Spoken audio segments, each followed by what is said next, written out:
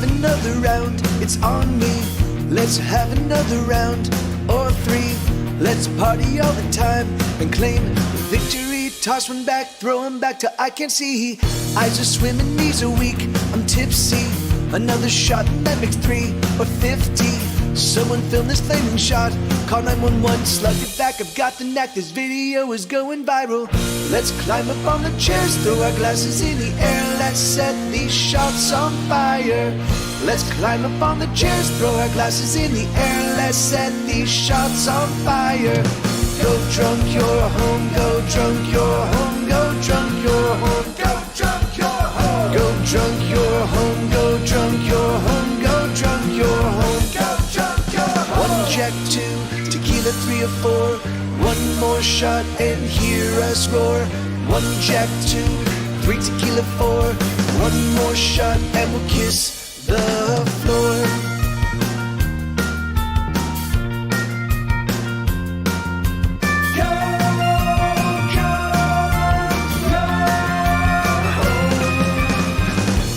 Drink what I want, don't touch me. Fuck you and your cops, don't cuff me. I'll suffer, I'm fine, don't tase me. I can stop when I want, all of you can fuck right off. Let's climb up on the chairs, throw our glasses in the air, let's set these shots on fire. Let's climb up on the chairs, throw our glasses in the air, let's set these shots on fire. Go drunk, you're home, go drunk, you're home, go drunk, you're home, go drunk, you're home. Go drunk, you're home, go drunk, you're home, go drunk, you're home, go drunk, you're home. 1 Jack, 2, tequila, 3 or 4. One more shot and hear us roar. 1 Jack, 2, 3 tequila, 4. One more shot and we'll kiss the floor.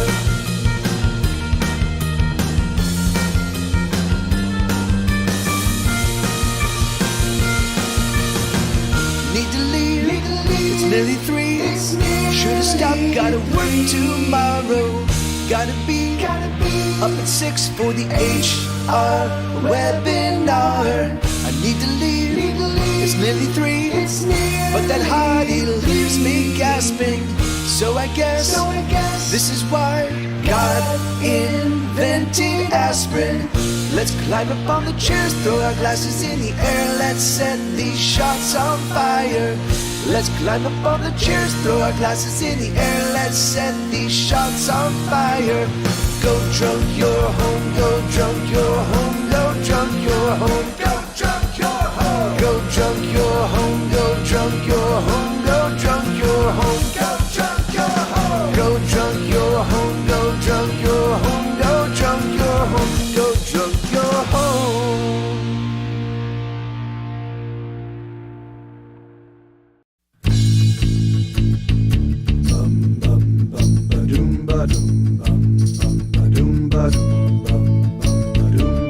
When I was a wee one, I had my first crush. Those tiny fossil arms made me blush. That neck, that tush, that horn, that never-ending smile.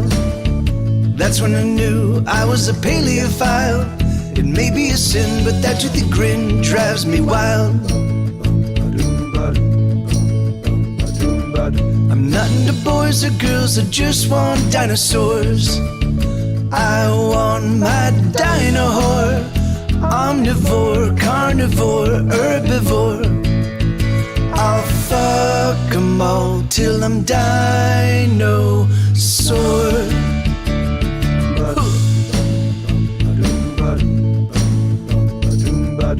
Archaeopteryx, extend those sexy wings. It makes me think the naughtiest things. Brontosaurus with your neck so very long, I could stroke it all night long. Velociraptor, give me some more, you big dick is sore. I'll fuck 'em all till I'm dinosaur. Megalosaur, give me your ultra megalodon. Seismosaurus, you shake me, you're breaking my heart on. I want wanna go back to the past for that sweet dino ass. Wind up the clock, tickety-tock for that fat dino cock. Please take me home, I'm all alone, stuck in a world without dinosaurs. Without dinosaurs.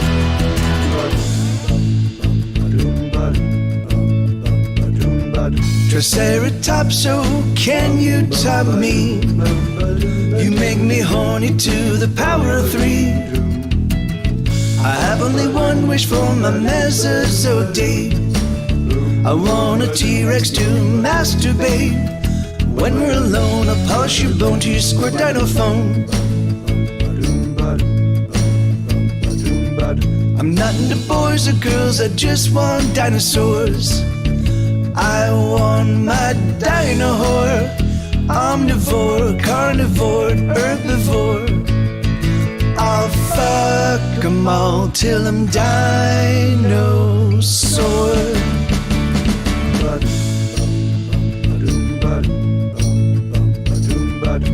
Ankylosaurs, you will someday become gas. Till then use your tail to pound my ass. Stegosaurus with your lovely lady place. Why don't you come please, sit in my face. What can I do? I like to screw, I bet they did too. I'll fuck 'em all till I'm dinosaur. Megalosaur, give me your ultra megalodon. Seismosaurus, you shake me, you're breaking my heart on. I wanna go back to the past for that sweet dino ass. Wind up the clock, tickety-tock for that fat dino cock. Please take me home, I'm all alone, stuck in a world without dinosaurs. Without dinosaurs. Oh, what a bore.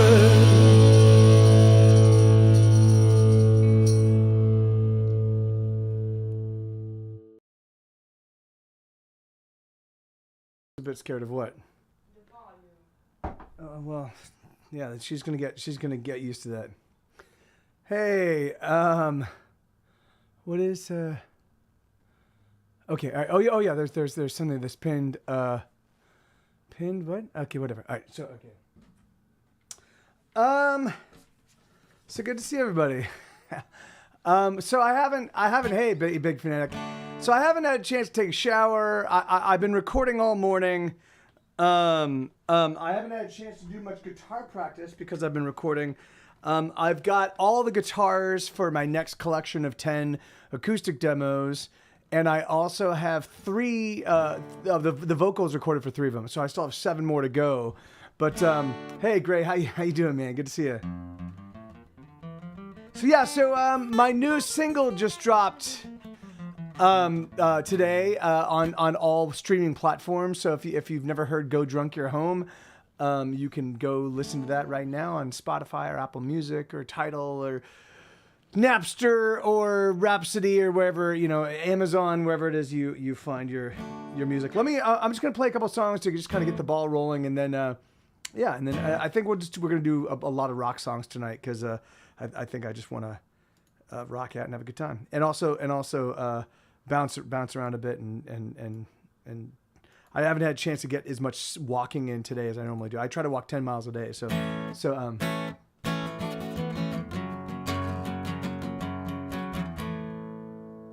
there we go.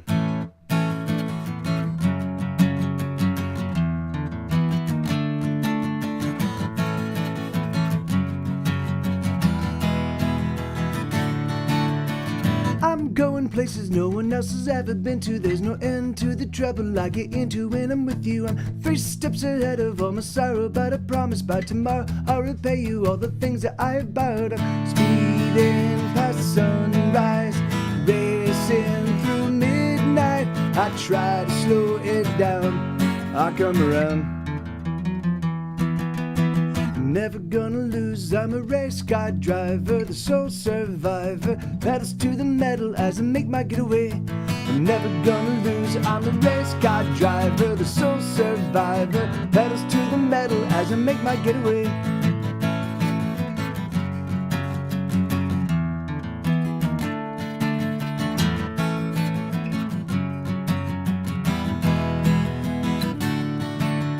I brace for an impact that I know someday must come. I've been on the run, moving faster than a date train. Oh, date rape, date train, date. I'm going fast. I brace for an impact that I know someday must come. I've been on the run, moving faster than a freight train. No one can catch me and they daren't even try, 'cause there's just no faster guy. I'm alone on the highway, speeding past sunrise, racing through midnight. I try to slow it down, I come around. I'm never gonna lose, I'm a race car driver, the sole survivor. Pedals to the metal as I make my getaway. I'm never gonna lose, I'm a race car driver, the sole survivor. Pedals to the metal as I make my getaway. Speeding getaway, speeding getaway, speeding getaway, speeding getaway. Someday I promise to surrender. Someplace, somewhere out there is better. Speeding getaway, speeding getaway, speeding getaway, speeding getaway. Someday I promise to surrender. Someplace, somewhere out there is better.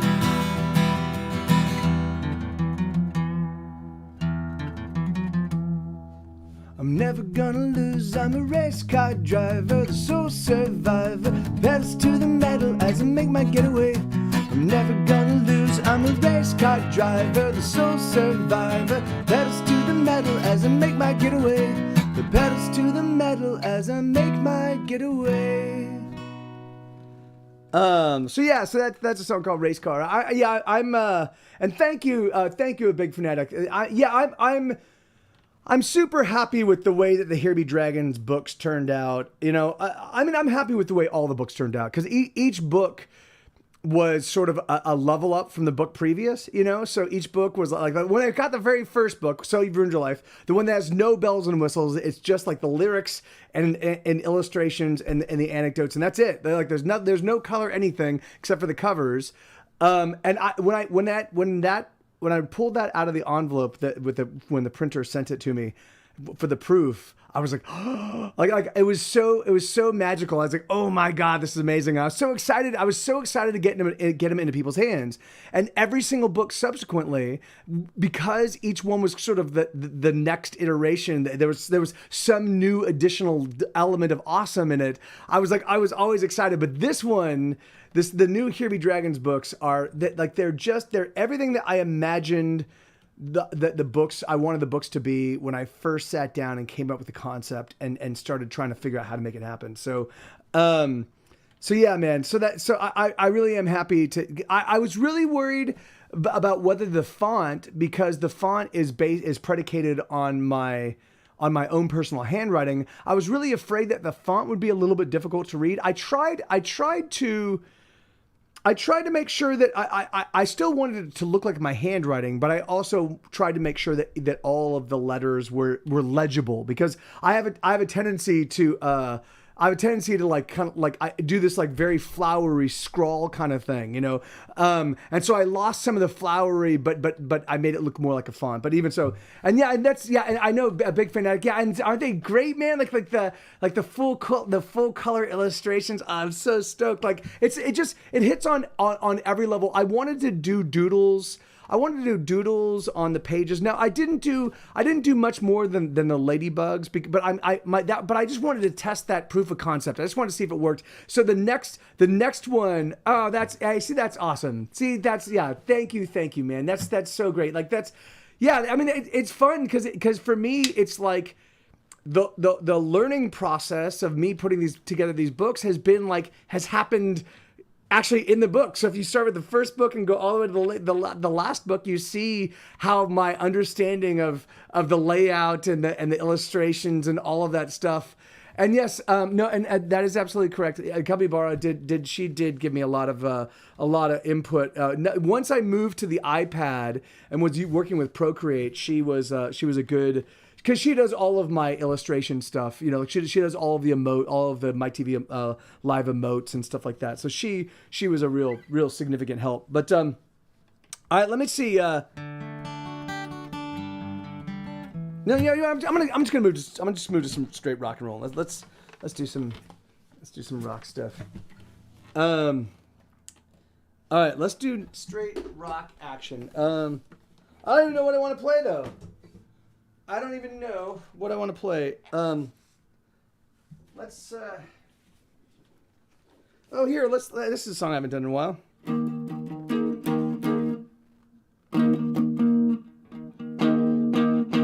Let me just tune up real quick. And yeah, thank you, and Blue, good to see you, brother. How you doing, man? Thanks for bearing with me. Like I said, I've been going all day long. We had to take both dogs to the vet today. So we took both puppies to the vet, and then I've been recording all day, just racing to get these 10 songs done, because this week I had a lot of. I had awesome conversations and all sorts of good business stuff happen for me and the band, and so there'll be things that will pay out dividends in the long run. But is the wall too bright? Maybe, I don't know. Yeah. Yeah, I mean, maybe there's a lot of light. I don't even here. Let's do this. Let's do that. Let's do this. Yeah, it's probably because it's just real cloudy. Yeah, it's all right. Fuck the. All right, here we go. So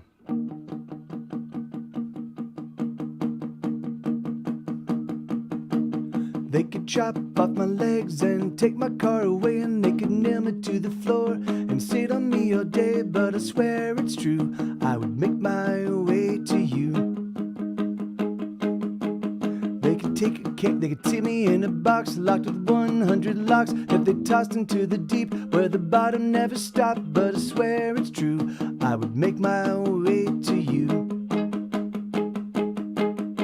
There's no disaster, no destruction, no tragedy, no misfortune, not a thing that could keep me from you. There's no upheaval, no eruption, no debacle, no destruction, not a thing that could keep me from you.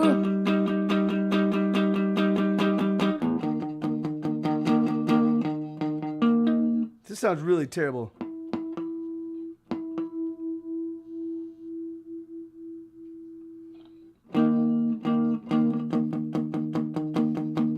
They could slice off my head and bury me for dead, and they could feed me to the lions, 'cause the lions must be fed, but I swear it's true, I would make my way to you.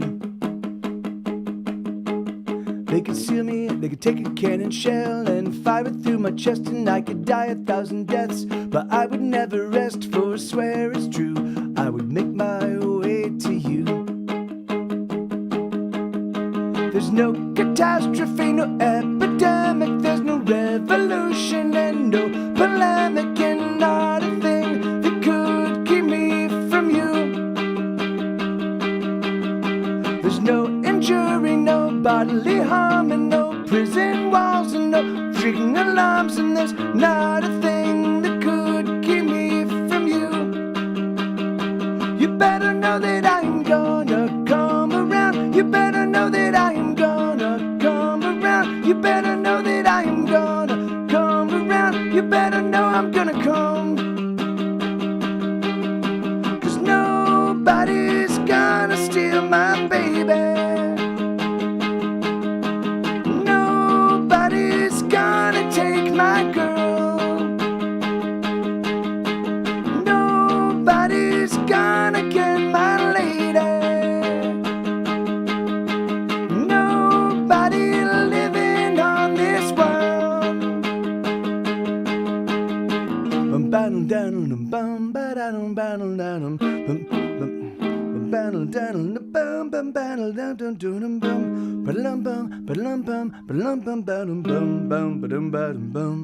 There's no tsunami, no hurricane, and there's no raging inferno, and no earthquake, and there's not a thing that could keep me from you. You better know that I'm gonna come around. You better know that I'm gonna come around. You better know that I'm gonna come around. You better know I'm gonna come. 'Cause nobody's gonna steal my baby. Nobody's gonna take my girl. Nobody's gonna get my lady. Nobody living on this world. There's no disaster, no destruction, no tragedy, no misfortune, not a thing that could keep me from you. So Well done. So I am I am still kind of getting focused, so I do apologize. I had to shift gears pretty substantially. Goodbye. I was making Isabella hot chocolate about 15 minutes ago. So, and it's a pretty elaborate hot chocolate process because it's like there's a whole chocolate bar melted into the milk and you know, and all the other good stuff. So, it's like there's powdered cocoa and milk and the chocolate bar and marshmallows and whipped cream, and it's a pretty significant process and so I was so anyway all vegan, yes, except for the milk and the chocolate and the meat. I also throw in. It's just I'm not familiar with the different brands of hot chocolate. Basically, I use a culinary grade hot like cocoa powder, just milk. We have a 76% chocolate, dark chocolate bar, and then and so you add the cocoa, you blend the cocoa, and you get like a little pre thing, and you get that hot, like you get that like to the point of boiling, and then you add a little bit of milk, you add some of the chocolate, you add a little bit of milk, add some of the more of the chocolate, keep stirring, keep it all like, and then you boil off some of the water so it becomes real creamy. And then you put it in your cup. You put your marshmallows. You add a little. You pour the coffee or you pour the chocolate, the hot chocolate over that. It's real. It should be real creamy by that point in time. And then you add the hot chocolate, and it's fucking delicious. I really. It's funny. A big fanatic. I could actually do a Get Set Go recipe book that would just be the meals that I've literally, because I've made. I basically have like 20 recipes that I make that is effectively my meal. You know, like it's what I eat.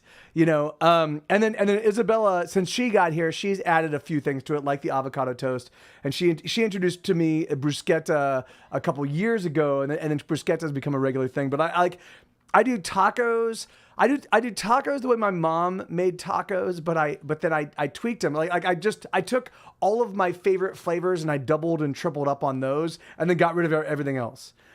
Same thing with stew. Same thing with the ramen. Yeah. So and then the ramen was my own recipe. It's I use as my base. I use the Ichiban beef ramen.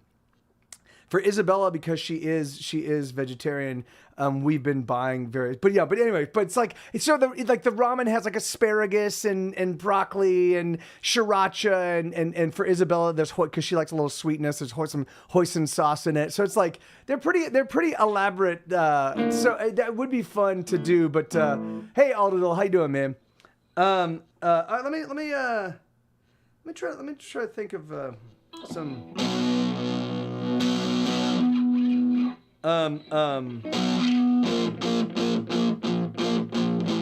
No, let's do this one.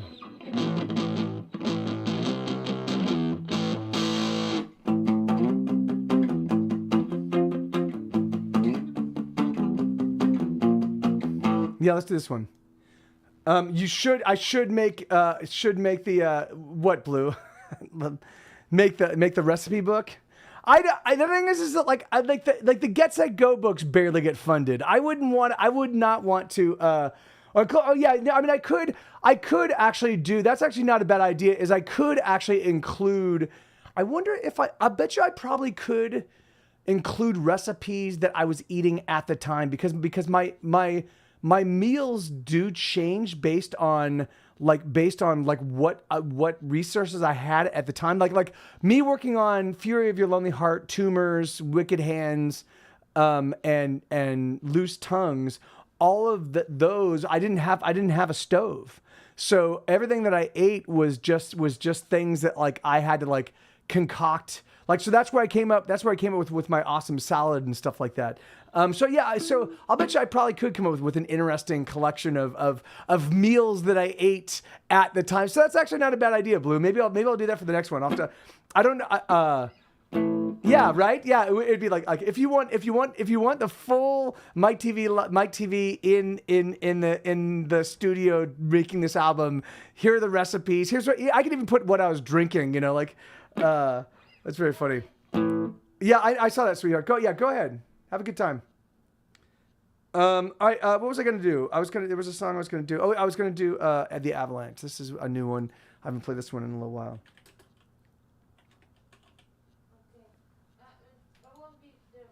Are you taking the Moppet with you? Yeah. Okay. All right.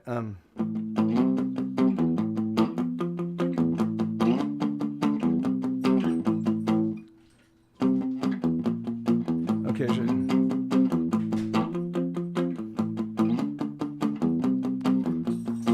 They say impossible, they say it can't be done. Just sit tight and change might come, changes might be done. They say not right now, they say it all takes time. We gotta wait in line. But no, we don't gotta wait in line.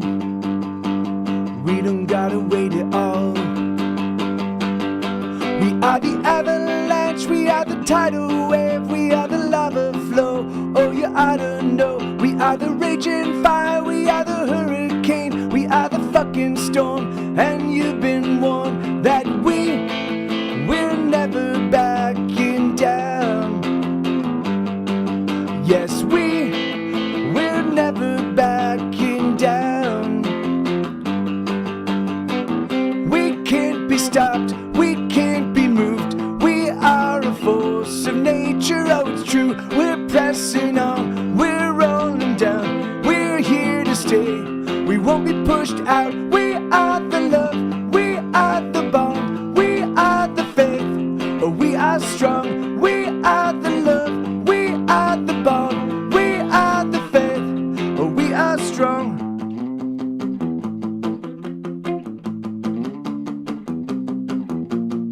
They say it takes a while, they say we must discuss, but 2 centuries seems to be time enough.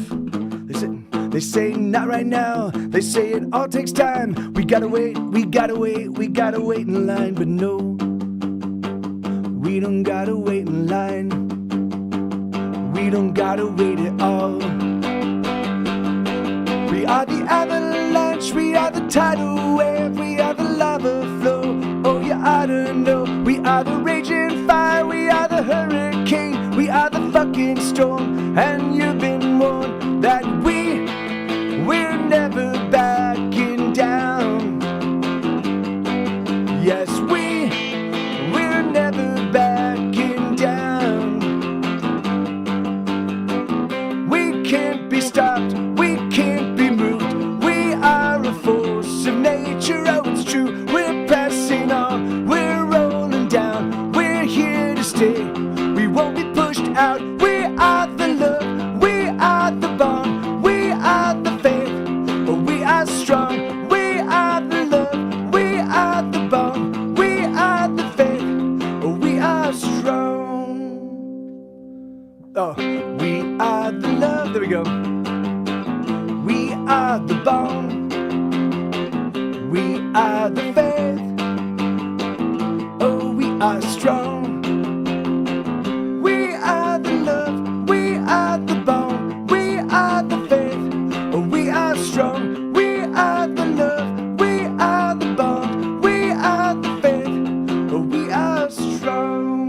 it goes. All right. Well, that's it. Anyways, fuck it. Oh well. Like I said, I'm coming to this coming to the stream a little bit loopy. But hey, Unfit Page, I'm happy to hear that you pooping. That's good, man. Keep that up. You should do it at least a couple times a day. If it's down to one time a day or down to every other day, then you should drink a lot more water and maybe eat a little bit of fiber. And I think by now, man, if you're able to type words into a phone or onto a computer or onto a laptop or something like that, you should be past holding people's hands while pooping. I'm sorry to say it. I know perhaps maybe you were coddled as a child, but, but yeah, you don't need to hold people's hands while you're pooping. Certainly you can if you want to, but I wouldn't think that it's a prerequisite. But how you doing? How you doing, amigo? Good to see you. All right, let's see. So I'm just thinking I want to play some rock tunes and kind of jump around a bit. But of course that's what I was thinking before I played. I really need to change the strings on this thing. I don't think I've changed them in months.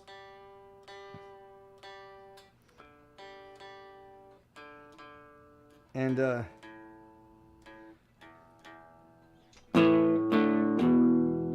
let's see. Let's do this one.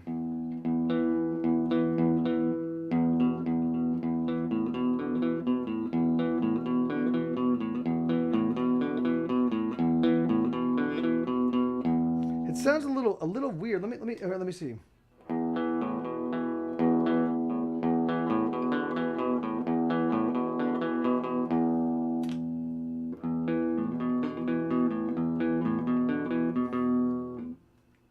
Nope. Yeah, weird.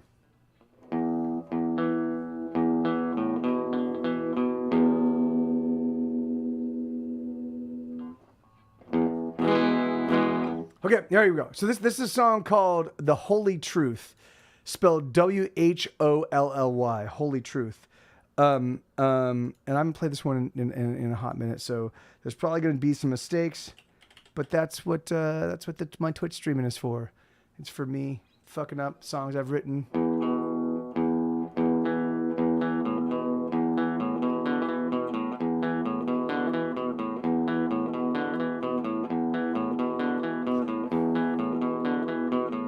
Let me just...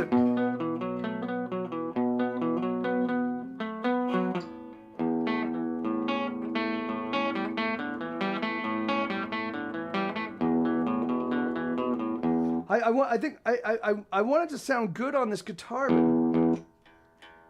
but it doesn't sound like it's gonna happen. I just tuned up, but the guitar is now out of tune. Weird. Here we go.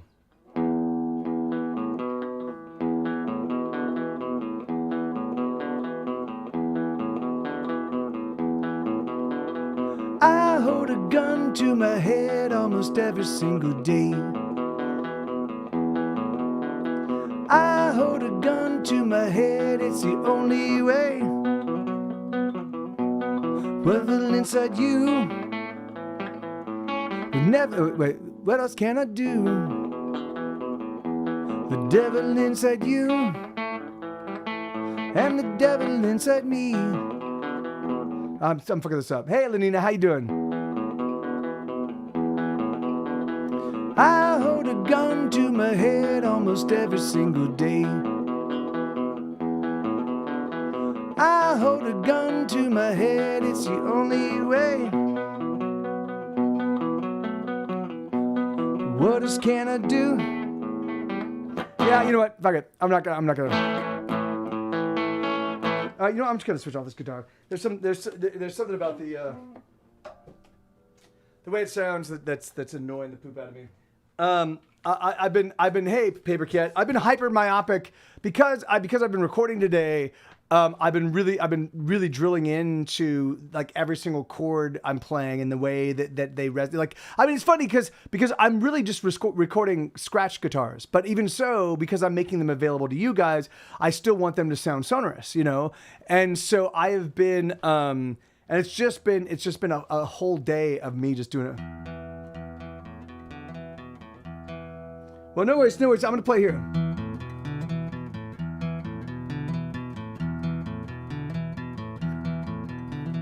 I hold a gun to my head almost every single day. I hold a gun to my head, it's the only way. What else can I do?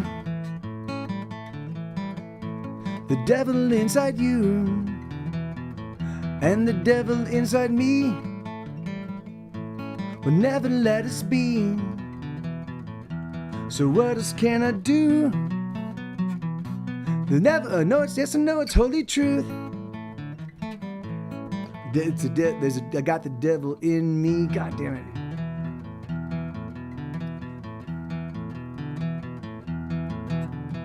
I drink the water from the well that poisons me. I drink the poison from the well and it makes me bleed. The poison makes me ill. The poison, it will kill. It fucks me up the way I think. The poison that I drink and the songs that I sing are the only ones I sing. I got the devil in me. I got the devil in me. I got the devil in me. I got the devil in me. I got the devil in me. I kiss the lips of the angel that sets me free.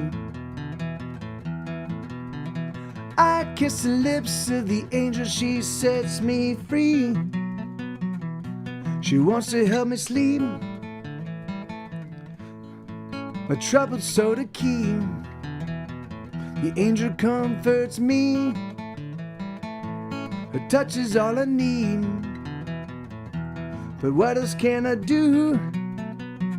Oh yes, I know it's coming true. I got the devil in me. I got the devil in me. I got the devil in me. I got the devil in me. I got the devil in me. Sheesh, man. Yeah. Anyway, so that's a song called "The Holy Truth," and so that was still a pretty shabby rendition, but at least it didn't sound weird to my ears. It just sounded unpracticed, which is much better than sounding weird. All right, so I'm gonna play just a bunch of new material that was written at the very tail end of last year that I just haven't played in a long time. And if you guys want to throw out requests, you're totally welcome to. But otherwise, I'm just gonna play all these new songs. So this is a song called "Summer Stars," and it goes exactly like this.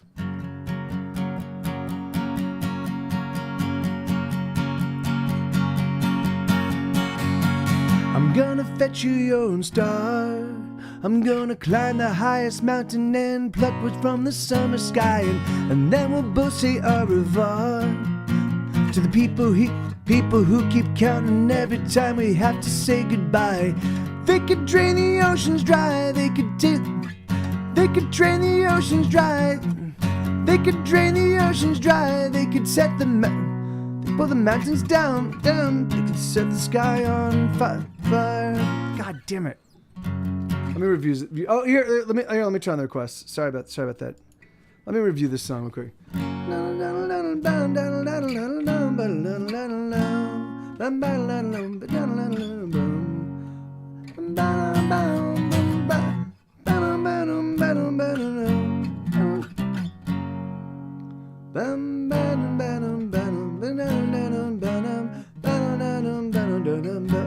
Okay. All right. Okay. So yeah, you can request that now. Again, Paper Cat. Sorry about that, man. And again, I am coming to this whole stream. Normally I take about a full hour of practice before I stream, just to kind of get. But I didn't get a chance to do that because I was busy working on the next collection of acoustic demos. And so yeah. So.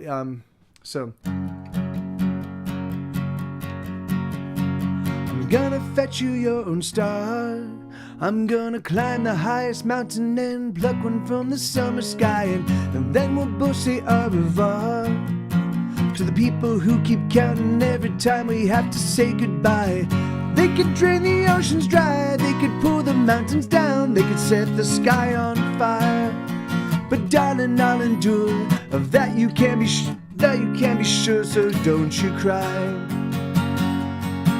I'm as constant as the sky and just as true. I'm so full of fire, that fire's a love I feel for you. Baby, I'm a mess as I wait for your caress. Baby, I'm a mess. Baby, I'm a mess. Baby, I'm a mess. I'm missing you. There we go. And every day you'll get a star. I'm gonna climb that self-same mountain and pluck another from the sky. And there's no distance far too far. There's no end to their mountain. They're bound to pile miles high. And they could stop time in its tracks. They could smash the night and day. They could set it all on fire. But darling, we'll endure. Of that you can be sure. So don't you cry. I'm as constant as the sky and just as true. And I'm so full of fire, that fire's a love I feel for you. Baby, I'm a mess as I wait for your caress. Baby, I'm a mess, I'm missing you. I'm as constant as the sky and just as blue. And I'm so full of fire, that fire's a love I feel for you. Baby, I'm a mess as I wait for your caress. Baby, I'm a mess, I'm missing you. Something like that. A song called Summer Stars. That song about 35 years ago would have been a fucking huge hit. But unfortunately, it's 35 years too late. So it's just another song that I wrote. Thank you, Lenina. Thank you, Paper Cat. Let me see. Yeah, let me see what else I got. I think that's it. I think those are all my songs. I'm trying to look at the list, and I don't know what happened to the. There it is. Thank you. Thank you. It's funny. I'm occasionally I write lyrics that have a little bit of flowery, a little bit of flowery language to them. I do occasionally drop like a $5 word when there is a word that perfectly elucidates the perspective that I'm trying to convey. Then I'll use it regardless of whether I believe that most people understand that word or not. But otherwise. Sue, get up here right now, bud. Get up here right now. But for the most part, I really do. I try to write my songs. I try to make the subject matter visceral and important and real. But yeah, like ennui. Yeah, I use ennui, and that's a word that often even people that know the word ennui often don't, because they run across it so rarely. Sue, get up here right now, bud. Come on, let's go. Because even the people that know the word, unless it's used regularly, often people forget about it. So they'll be like, ennui, I know what that means. So I've had that happen a lot. Ennui is boredom, Paper Cat. Ennui is boredom. Come on, get up here, bud. Come on, get up. And lay down. Go lay down. Go on. Here, all right, here, there you go. Go on. Yeah. So so sometimes, but yeah. Okay. Anyway, let's see. What is? Let me look at some of these other songs I've got. Oh, The Enemy. This song is fucking awesome. I don't remember. I played it once. Let's listen to it. The Enemy. Fuck, I love this song. All right, I'm just gonna explore a bunch of this new material that I haven't played in a long time because I've been busy, and I know that most of you guys don't know. Let me just listen to these. No, all recordings. The Enemy. The Enemy. The Enemy. There it is.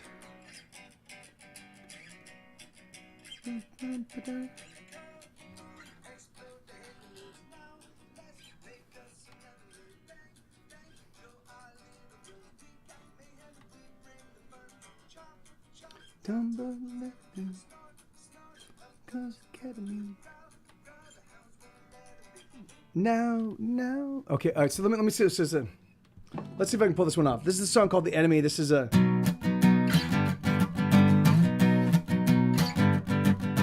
Kaboom! Explode the hand grenades now. Let's make us some lemonade. Bang, bang, go our little guns. We got the mayhem. We bring the fun. Chop, chop, down tumbles everything. Snort, snort, up goes the ketamine. Growl, growl, the hounds won't let them be. We bring the chaos. We are the enemy now. Now we know what side our butt is breaded on, and now we see that it's not mere conspiracy. Oh, we are the enemy. We are the enemy. Hooray, hooray, another fucked up day. Hooray, hooray, another fucked up day. Oh, we are the enemy. We are the enemy.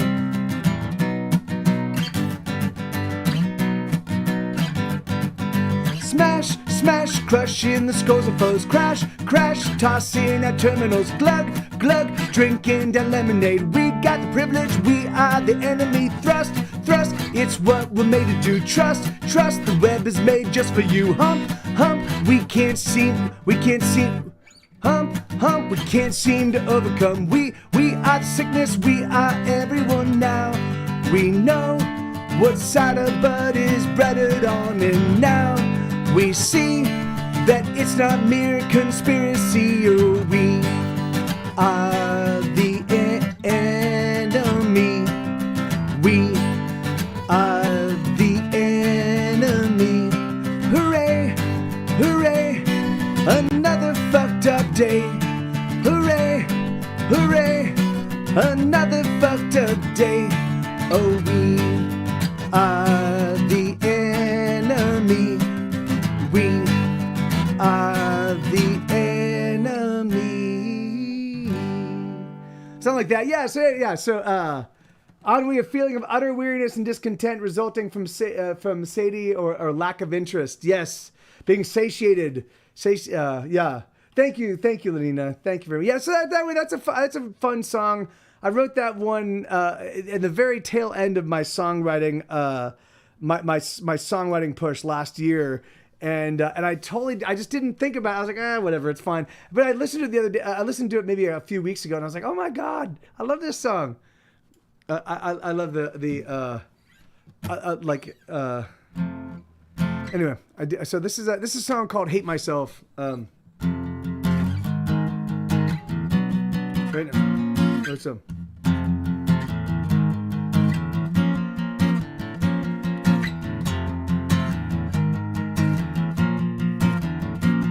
I'm the champ of failing and failure. I'm the king of fucking it up. I'm the best at being the worst, I'm really a winner. 'Cause I guess I don't work smart enough. Oh, I'm the queen of promises undone. I'm the best at letting you down. I'm the principal president, captain in chief, and nothing goes round. Oh, you better get out, 'cause I'm the waste of just and time. I'm the break that won't mend right. I'm the wound that just won't heal. I'm the wound that just sometimes I hate myself. Sometimes I hate myself.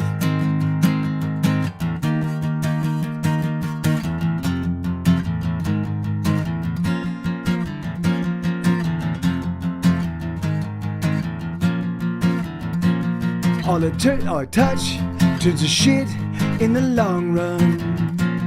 God forbid I should ever touch you. Turn me off, turn me down, turn me in, turn me or turn me over. Oh, I don't know what to do, 'cause I'm the waste of space and time. I'm the break that won't mend right. I'm the wound that just won't heal.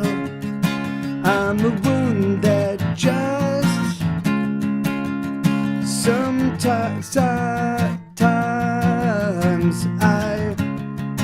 hate myself. Sometimes I hate myself. Sometimes I hate myself. Sometimes I hate myself. God damn it, man. I just keep fucking up, but whatever. You know, it's gonna.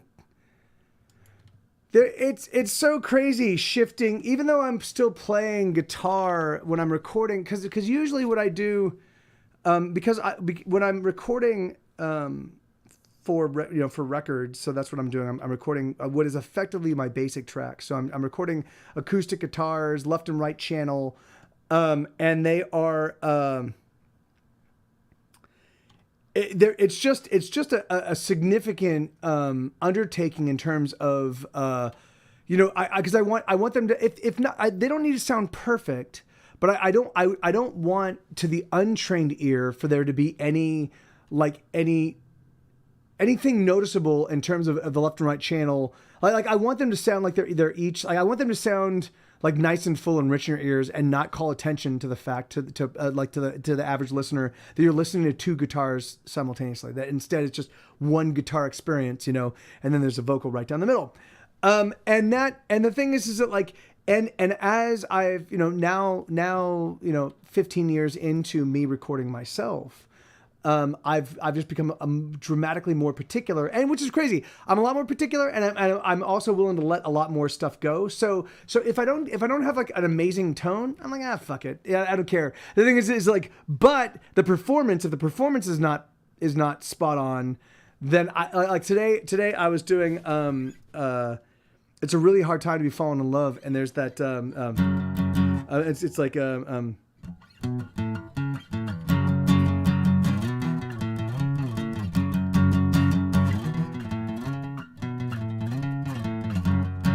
just getting that was just a fucking son of a bitch.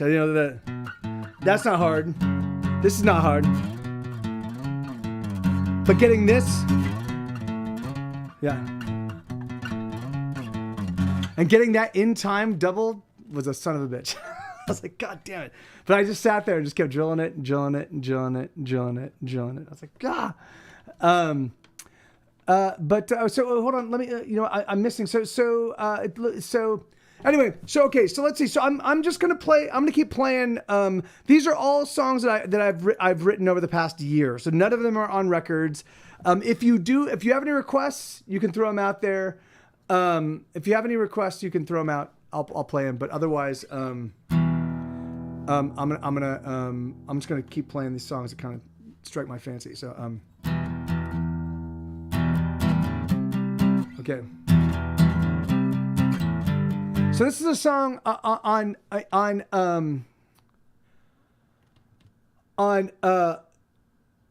in August. I think it was August 16th. I was riding home from the bar, hanging out with some friends. I had 2 cocktails in me, so I wasn't like rip-roaring drunk. I was riding my scooter on my way home, and I was hit by a car. And I was I was left on the side of the road, bleeding out my face. When the police found me, they said I was found in a pool of my own blood. So I wrote this song about that experience. Right.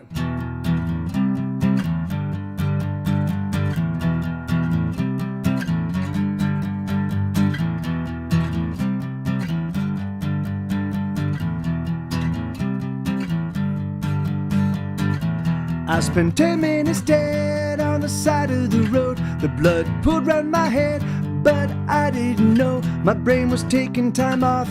I don't remember at all, but my heart shoved my blood out the holes in my skull.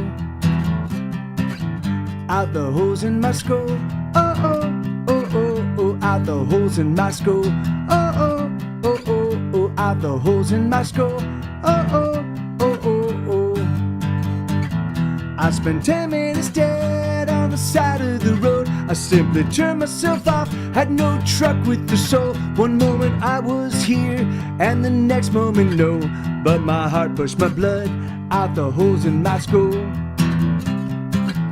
Out the holes in my skull. Oh, oh, oh, oh, oh, out the holes in my skull. Oh, oh, oh, oh, oh, out the holes in my skull. Oh, oh, oh, oh, oh.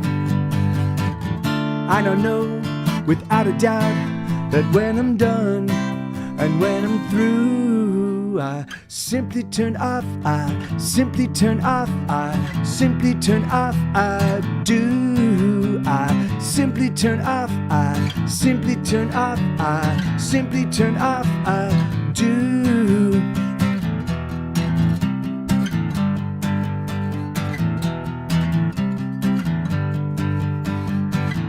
I spent 10 minutes dead on the side of the road. The blood leaked from my head in dark poolings of gold. One moment I was, and the next moment no. But my heart shed my blood out the holes in my skull. Out the holes in my skull. Oh, oh, oh, oh, oh, out the holes in my skull. Oh, oh, oh, oh, oh, out the holes in my skull. Oh, oh, oh, oh, oh. I don't know, without a doubt, that when I'm done and when I'm through, I simply turn off, I simply turn off, I simply turn off, I do. I simply turn off, I simply turn off, I simply turn off, I do. I spent 10 minutes dead on the side of the road. I spent 10 minutes dead on the side of the road. I spent 10 minutes dead on the side of the road. I spent 10 minutes dead on the side of the road. Yeah, I can do Get Through the Day. Hell yeah. How you doing, Baby Cakes? Good to see you. And it looked like somebody else had commented earlier, and I apologize. Somebody from one of the other platforms. So I when I first log in on my Streamlabs OBS, it pops me into the Twitch chat. Right next to my Twitch chat, I can switch to the multi-stream chat. Thank you, Aldo. I mean, Unfit Page, I don't really make music videos, man. They are a titanic amount of work. I've never, and thank you, Baby Cakes. I've never really gotten a lot of like traction from, like, that's the thing is like my time, I have so little time I'm always working. I'm always pushing things forward. And so for me, I have to look at, so the one thing that I can work on that always brings value to my life is new music, right? I can always write a new song, put it out, and it's entirely possible, because it's happened enough times that I know it's possible, that good things will happen with whatever song I write, and it's crazy because I have no real sense of what songs resonate and what songs don't. I just go, okay, here's a new song. And sometimes people go, oh my God, I love it. And sometimes crickets chirp for 6 months or a year or 2 years or 3 years. And then I'll play a song. Like, in fact, that was, Here I Am and This Is Now. I played that I would play that in, when I first wrote it, I played it for a handful of weeks at the Thirsty Crow, and there was no real reaction to it. So I was like, okay, maybe it's a terrible song. Then I rediscovered it and then started playing it in this stream in 2018, 2019, and people were like, man, I fucking love that song, and it made it on the record. So I just don't know. I have no idea. So I just find myself, I just make music, Mine keeps going fuzzy. Our internet gets kind of crappy this time of day. Oh, I'm sorry. That sucks. And I wonder, yeah, right? They certainly do, Big Fanatic, right?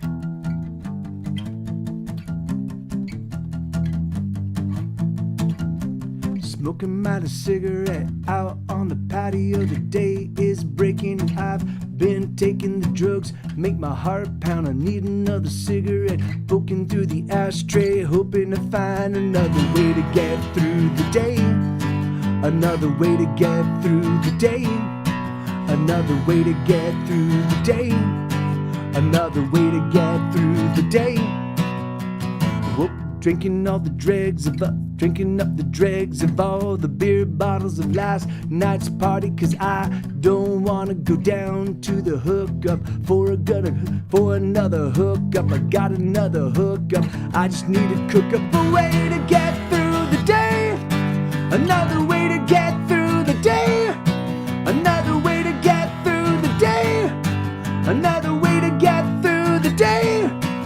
We've wasted our days and we've wasted our lives. We're wasted, alright. We've wasted our days and we've wasted our lives. We're wasted,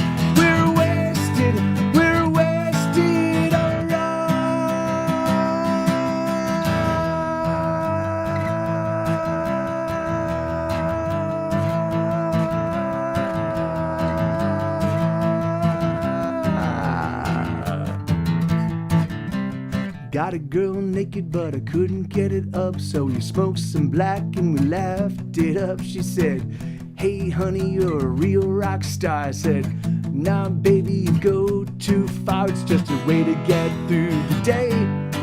Another way to get through the day. I love you too. Another way to get through the day. Another way to get through the day.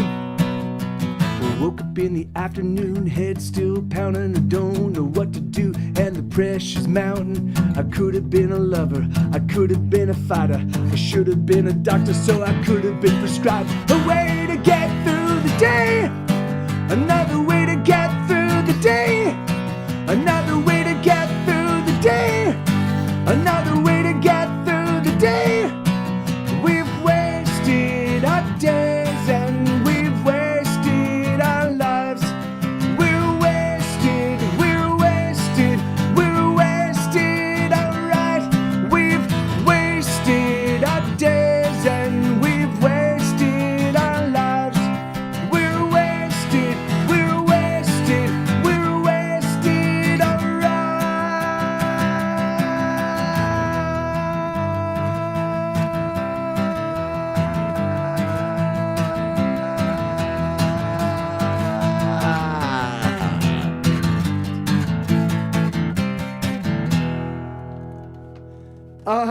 So I had my Facebook, so speaking of which, I might end up switching to Facebook for the next 3 months, people. And this is the reason why, because Facebook is bribing me to make content for Facebook.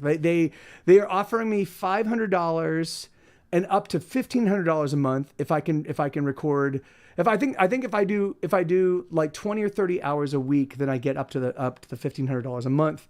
So I already do like, 15, 20 hours a week. Yeah, I know. So that's, it's fucking great. Yeah, no, yeah. So I don't know Autoduel. I really don't know how, I mean, yes, I don't know about the sounds. I don't know about how any of that, but the thing is like, but man, I just committed to almost $5,000 of publicity costs. And boy, man, I would really love an extra revenue stream to help offset and defray those publicity costs. And so right now, Facebook shows up and is like, "Hey, would you like to make some extra cash?" So I'm like, "Fuck yes, I would." So yeah, if you want to know if I do make the switch, I'm gonna maintain the same schedule, but I think I will. I think it is exclusive. So what I'm doing right now is I'm streaming on all the platforms, including Facebook, and that's why Curtis Lee, he and Sarah are coming in from Facebook. So from my perspective, I'll want to see if the Facebook meter, so they've got like a little meter that tracks how many hours I stream and how much money I've made, and if the meter does move, then I'll just keep streaming the way I normally am. If it doesn't move, then I'm gonna have to reach out to Facebook and figure out exactly what I need to do. I'm fairly certain it'll just be that I need to do it exclusively through them. That's totally fine, because for me, like, it's just a fucking URL. Just type in it, but what I would suggest, if you want to follow these streams, because I might disappear for a few months if you're not following me on Facebook. So you might want to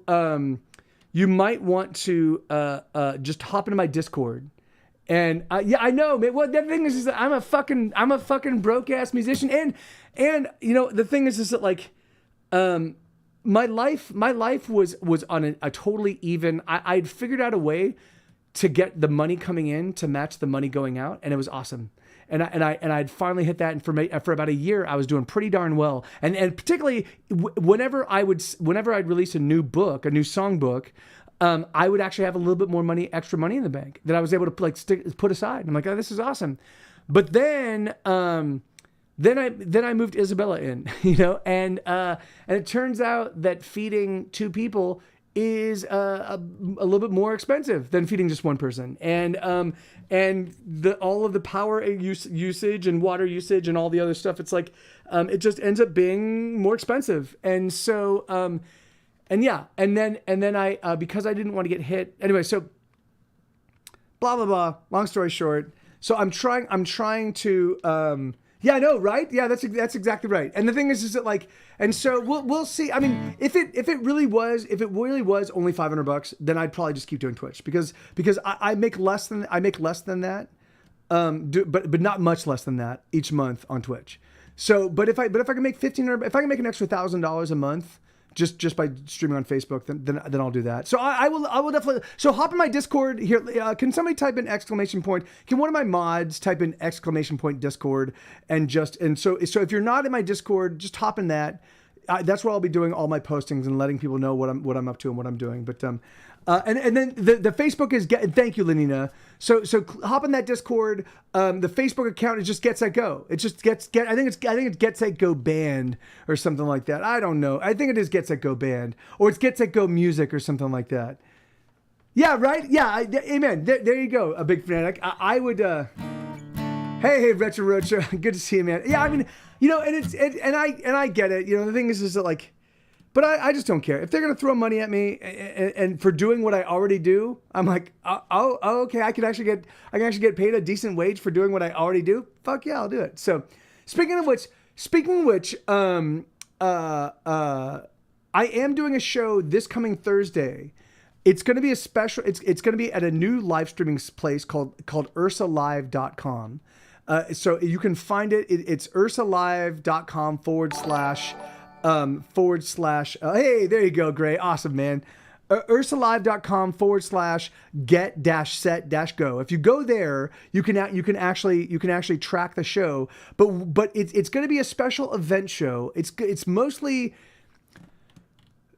so these guys, so the Ursa Live actually pays a guarantee, and so which is awesome. So they're paying me $100 guarantee, right? And then what they're getting in return is they're taking 20% of every dollar tipped in. So the thing is, so for me, for them to break even, now that doesn't include them paying for their staff and all of their people and stuff like that, but for them to break even for just the money that they outlaid to me, I have to pull in like $500 in tips. So this could vary, and here on Twitch, I've only had like 3 or 4 streams where I've done over $500 in an individual stream, and all of those streams where I pulled in that amount of money, those streams I literally had like I played for 4 or 5 hours, and I had hundreds of people coming through because I was on tour, you know. So yeah, I know, Angela, but it's all right, you know. I mean, you know, it's yeah. So man, I don't know. Anyway, it's like, so yeah, so this Ursa Live, so in order to make the Ursa Live show special, because you know I live stream all the time. I've been doing it all the time since 2010. The thing so what I decided I was going to do is I was going to do a story stream, but I wasn't going to do it's kind of like the mother effing story time, but with mother effing story time, which I used to do here, is I would take one of the I would take one. You guys would request a song, and then I would talk about what went into the writing of that song. But rather than doing that this time, what I want to do is I want to start off in the beginning of my music career, and I want to talk about like this. Hey, how you doing? Good to see you, man. So I wanted to see. So what I'm going to do is I'm going to start off being like, hey, this was me back in 1996 when I was sitting down to make music. Like this is like, you know, like and I didn't know how to play the guitar, and this is what I was doing, and I would play little snippets of songs and kind of what I was working on. I've had even back then, I had a very clear picture of what I wanted out of my music career, and to this day, I'm still working towards it. And so what I thought I could do is I could sort of like pull out tentpole songs. These were songs around which my career pivoted, you know. And then I also often would write songs about how much of a struggle making music was, and how difficult it was, and how close I was to quitting. And yet even so, I'd be like, I'm just done. I'm throwing in the towel. And the next thing you know, I put out 3 more records, you know? So I figured that what I could do is I could like just kind of walk people through. This is the way I've kind of approached music my whole life. And this is the way, and this is like, and now I've been doing it long enough. I know when I start to like, I know my moods and my, you know, please include what you ate. Oh yes, no, yeah, no, I can definitely do that. I can definitely do that. I mean, so we were talking, and for those of you that are new, that just joined the stream just recently, we were talking about me throwing in recipes because I've got like 20 meals. So these are the things that I've made like literally nonstop for the past like 20 years. Like these are the meal like so. All right, so I also do a Thanksgiving dinner. So I used to do Thanksgiving dinner on the 4th of July for my friends, and I would occasionally just do a Thanksgiving dinner in the middle of the year. I'd be like, hey guys, we're gonna have Thanksgiving at my house, you know, and I would invite like 20 friends over, and we'd break out the guitars and bring a bunch of beers, and there would just be a turkey and stuffing and gravy, and you know, and then I'd invite my friends to bring other things. And so I've done turkey dinners. So I was talking about I make a really amazing tacos that my mom. I make the same tacos my mom used to make as a kid, but I enhance them. So I got rid of all the things I didn't like, and I added all the things that I love. You know, so all right, I doubled up and tripled up on the things I love. I do a ramen. I've been making a ramen that Isabella really loves, that involves like it has broccoli and asparagus and sriracha and hoisin sauce and a bunch of other things, and it's got an egg. It's a poached egg and a bunch of other like so I do the ramen a lot.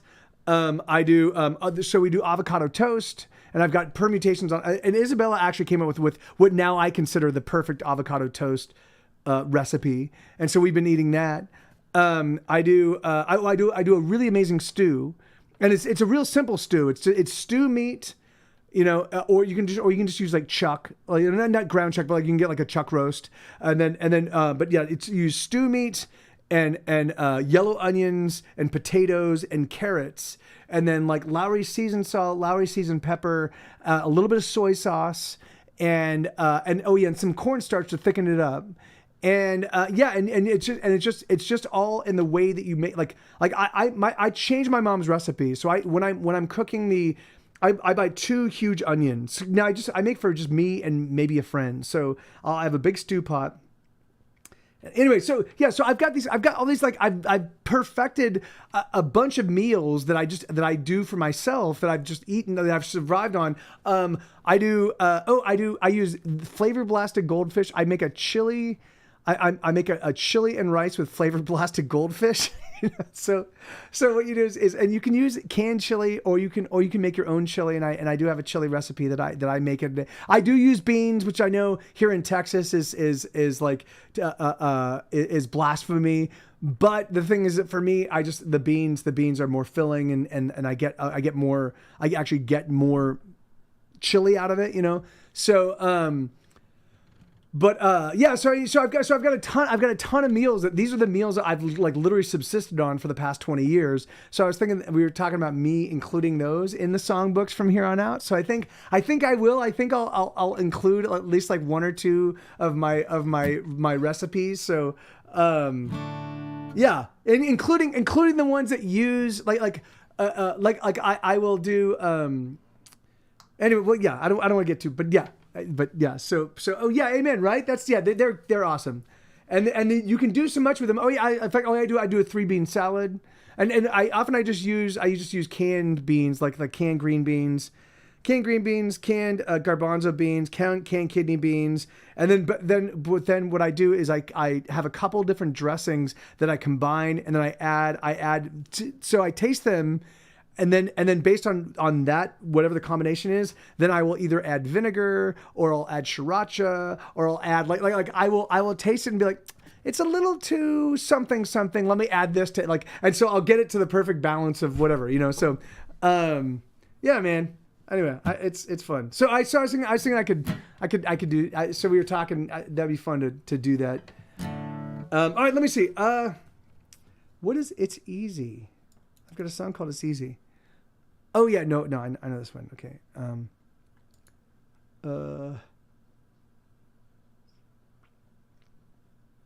Break the Windows. I know Break the Windows. Right. Oh yeah, let's do Right All Night. So this is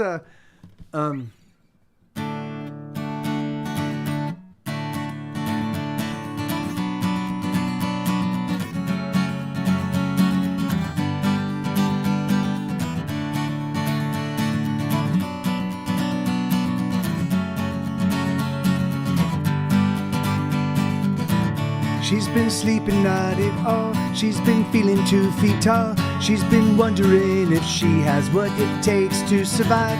She's been struggling to keep clean, and the struggle it fights mean. She's been wondering if she has the will to survive. So she's climbing on a bus to somewhere she's not quite clear. Just so long as there's somewhere, that somewhere isn't here. Yes, she's climbing on a bus. She knows she's out of time, so she's gonna ride all night to the end of the line. To the end of the line. To the end of the line. To the end of the line. She's been losing all along, no matter what's been going on. She knows she's gonna end up much off. And then we've done it for our conclusion. The conclusion is foregone. The conclusion's never wrong. And she knows it won't be long before she knows she needs to score. So she's climbing on a bus. So she's climbing on a bus to somewhere she's not quite clear. Just so long as there's somewhere, that somewhere isn't here. Yes, she's climbing on a bus. She knows she's out of time, so she's gonna ride all night to the end of the line. To the end of the line. Oh, the end of the line. To the end of the line.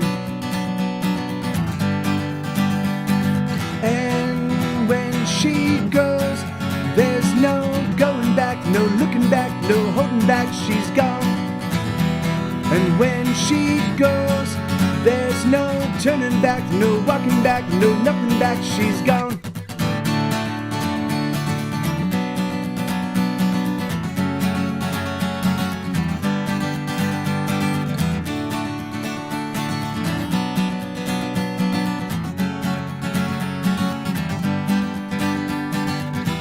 Now she's holding so much weight, the pain is many miles away, and she's in a dream, a lovely dream of anything. No, she's holding her own weight, now she's managed to escape, and she's in a dream, a lovely dream of everything. Oh, she's climbing on a bus to somewhere she's not quite clear, just so long as that somewhere, oh, that somewhere isn't here. Yes, she's climbing on a bus, oh, she knows she's out of time, so she's gonna ride all night to the end of the line. To the end of the line. To the end of the line. To the end of the line. To the end of the line. So it's funny, I've been thinking about the story of the girl, and I realized that I actually do have a number of songs that could fit into that storyline very, very easily. Banshee being one of them, and Ride All Night being another one. Thank you, Lenina. And so that song right there, the song I just played, is actually about a girl that decides to kill herself. Rather, she's addicted to drugs, and she's running out of money, and she's running out of options, and she's running out of patience, and so she decides. It's not overt, and so I made sure that the lyrics could be that she's actually just pulling what is called, if you've ever been in AA or NA or any of the other anonymous organizations, they say you pull what's called a geographic.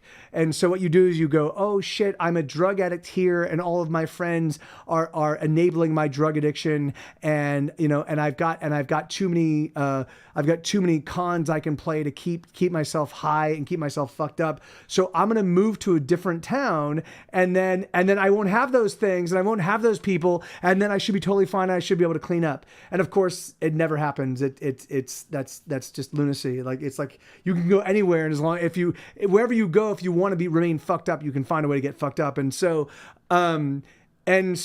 Ride All Night, the lyrics don't betray the idea of a woman pulling a geographic, like being fucked up and like, but at the same time, for me, the way I wrote it was that she's actually actively setting out to kill herself. So the thing is, like, so I figured that I might actually write a few songs to bridge to like I think, because Banshee, if Banshee was not the song before this one, then Banshee would be very near the end. In fact, I'll play Banshee right now.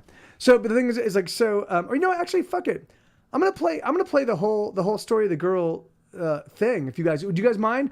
I was thinking about doing this. I was thinking about doing this for the show on Thursday, but I don't think I'm going to. I think I want to at least do a little bit more of the personal thing, because I do think that I'd like to play, like, music makes me want to die. Music makes me want to die, and here I am, and this is now, and so long, and thanks for all the fish, and talk about like because there have been moments in my life where I'm like I can't keep going on, and then for whatever reason, I feel in my heart of heart, I've got maybe a couple more months left in my music career. I'm going to put out this next record, and this is going to be my swan song.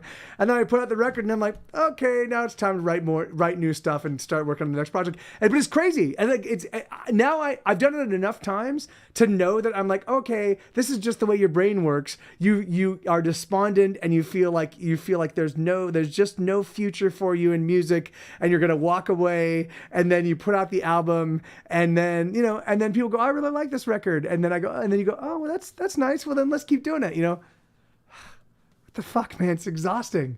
It's fucking exhausting. All right. So yeah, here, so yes, let me, in fact, maybe I'll play that one again. So let's see. So it would start off at 13. Let me try to put together this, little set list real quick. And,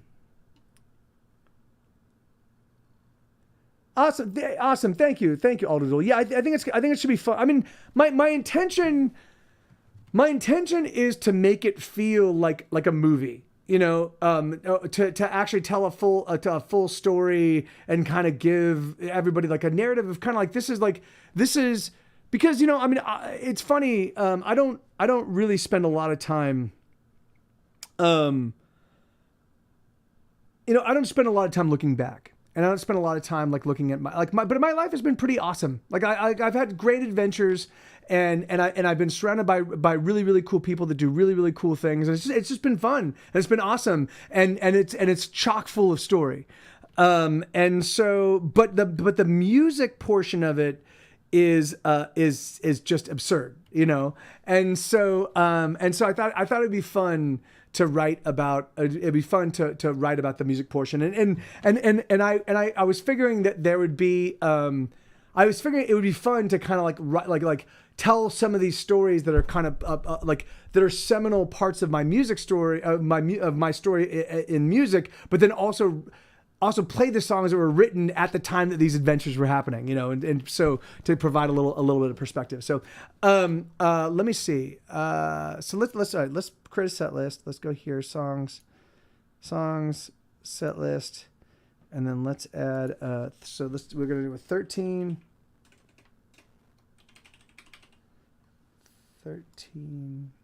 100 locks.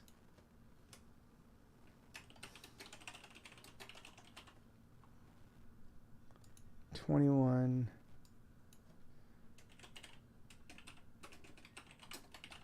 In fact, hold on. I just want to make sure I'm not missing a song.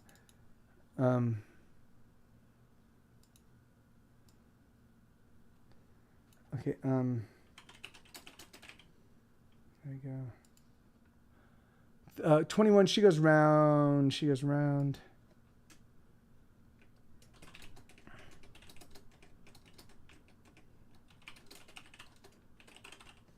Those social media posts are absolutely working, by the way. I wouldn't have had the presence of mind to drop in. Oh, hey, that's awesome. No worries. Thank you, brother. Yeah, you be well, man. It's always awesome to have you here, dude.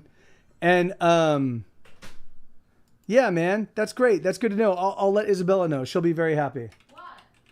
What? Nothing. Oh, you won the lottery. I won the lottery? Yeah, hundreds of millions of dollars. What do you mean? No.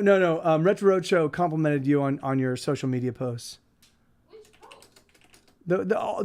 He just said he wouldn't have shown up here. He wouldn't have shown up here had you not posted. So, oh, that's yeah. Go to the mattress. You got a package inside. What is it? Uh, Can you pull it in? yeah. Oh no, I think it's my shoes. Your shoes? Yeah, I think it's my shoes. The shoes you bought, or the shoes from the Be well, Retro Roadshow. Be well, man. The shoes you left at the thing, the cobbler? No, those we gotta get. Like, Yeah. my shoes, it's just that it would have come from the UK. Oh, okay, yeah, sure. Oh, awesome! They finally arrived. Cool. Yeah. Okay, so now, in fact, I'm gonna add this to the, so Banshee in Ride All Night. The puppy fell asleep at Anissa's. Who? The puppy? Oh, did she? Oh, yeah, well, She fell asleep at Anissa's. yeah, that makes sense. Oh, okay, all right. So all right. So this is what we're gonna do. So I'm gonna do. So yeah. So I'm gonna play the next 10 songs. I'm gonna play. So this is. Over Gets That Go's first 3 records, we released a bunch of songs, but there were 8 songs that if you put them in sequential order, and we didn't mention this, we didn't talk about this, it was never said in interviews, but it was definitely very intentional. By the second record, I knew that I was writing songs. I knew that I'd written all of these songs about the same person, and then I didn't realized it as I was writing the first couple songs, but I kept thinking about this imaginary person that had all of these attributes. And then, and as I kept going back to this idea of this person as I was writing. And so what I did is I was like, let me take all these songs that I've written about this person and put them in sequential order. And there is a perfect sequence that tells the story, and so I call it The Story of the Girl. You can find the actual on Spotify. There is a Spotify playlist with the 8 songs that are currently out that deal with that. But I've added 2 songs since, and I might add a couple more. But this is the first song of this collection. It goes.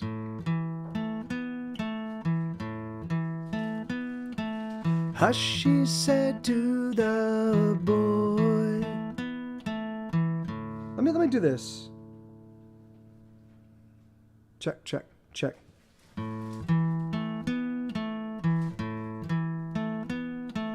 Hush, she said to the boy, silently climbing out through her window. She was careful, so careful. She was just 13 years old. Sweetheart? Sorry.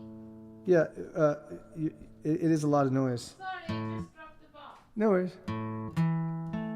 Yeah, even the crumpling of the paper and stuff like that is pretty loud. Yeah, sorry. No worries. Thank you. Hush, she said to the boy, silently climbing out through her window. She was careful, so careful. She was just 13 years old. She thought she saw through the eyes of a woman. She's learning, she's learning. Her parents thought she was sleeping. If you're only 13 but you feel 21, understand you're not the only one. What our parents don't know is how fast we had to grow to get our head around the status quo. We are hooligans, we're roustabouts, we're scoundrels, we're layabouts, we're wise men, we're children. We are the sum of a tired generation. We are in love, we are in love, you and me, we are in love. We are in misery. Her parents thought she was sleeping.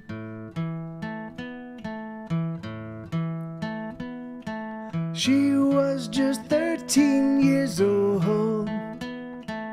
Had she suspected, she would have stayed home. She is silent, so silent.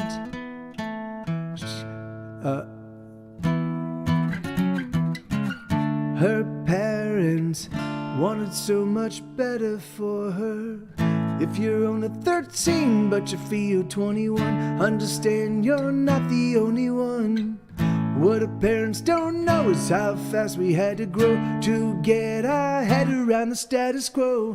We are hooligans, we're roustabouts, we're scoundrels, we're layabouts, we're wise men, we're children. We are the sum of a tired generation. We are in love, we are in love, you and me, we are in love. We are in misery. Her parents wanted so much better for her. Right?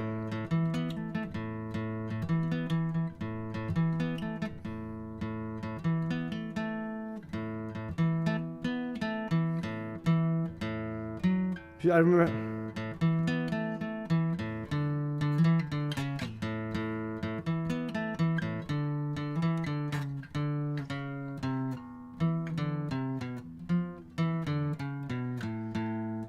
No, sheesh.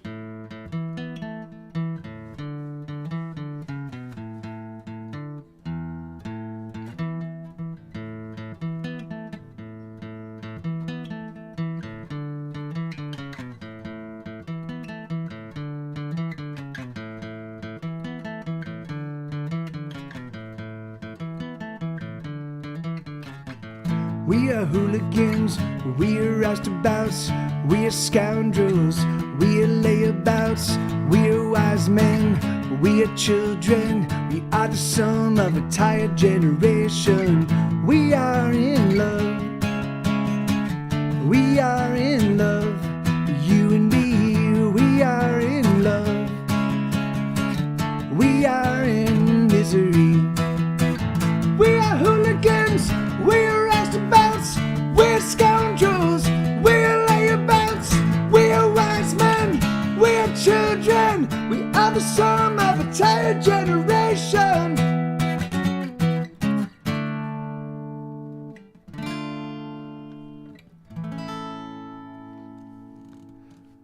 Yeah, sorry about that. I haven't played that one. I haven't played that one in quite a while, and so I was trying to figure out a new. Now that I've got the ability to kind of like tinker with some of this stuff, I wanted to make sure that. Hey, Amathiki, how you doing? I wanted to just kind of just figure out how I was gonna like lay that one out. So okay, so what I'm doing right now is I'm playing. There are I now. Back in like 2003, between 2003 and 2007, on my first 3 records, I put it has to do with the whole API stuff. I don't think Streamlabs chatbot I don't think Streamlabs chatbot has, or not chatbot, Streamlabs OBS has updated their stuff. So alas, but Kudafuni, that's awesome. And yeah, and was there a raid? I'm sorry I missed it. Hey, thank you, and welcome. Thank you for bringing folks over. And how was your stream, amigo? Anyway, so yeah, so over my first 3 records, there were 8 songs that told the story of a girl, starting with 13. So that song takes place. The girl's 13 years old. Something happens to steal her innocence. It's not exactly explained what happens, but there's just a moment. There's a loss of innocence moment, and then so that leads into the next song, which is hold on. Let me go back. Let me go here. So then this song takes place when the same girl is sort of in high school. This is high school days, and it goes.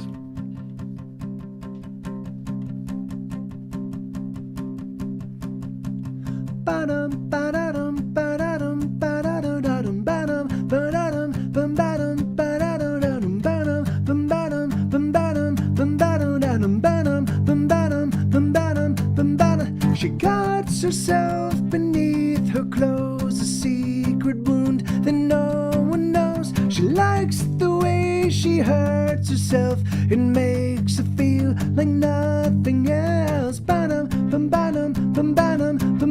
Now she never talks to anyone. She hides away, abhors the sun. She keeps her heart within a box, protected with 100 locks. It's true.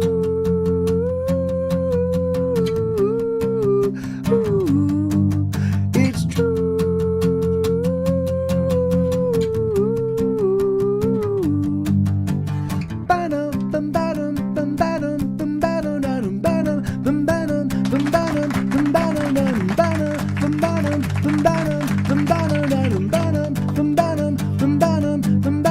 She walks nude throughout her room. She bears the scars of countless wounds. They multiply upon her flesh. Some are old and others fresh. It's true.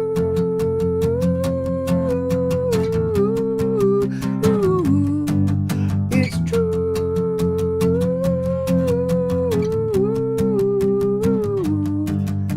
She loves the night, the starless and the moonless night, when all of the lights are gone and only darkness shines. She loves the night when only the darkness shines. She loves the night, the starless and the moonless night, when all of the lights are gone and only darkness shines. She loves the night when only the darkness shines. She guards herself beneath her clothes, a secret wound that no one knows. She likes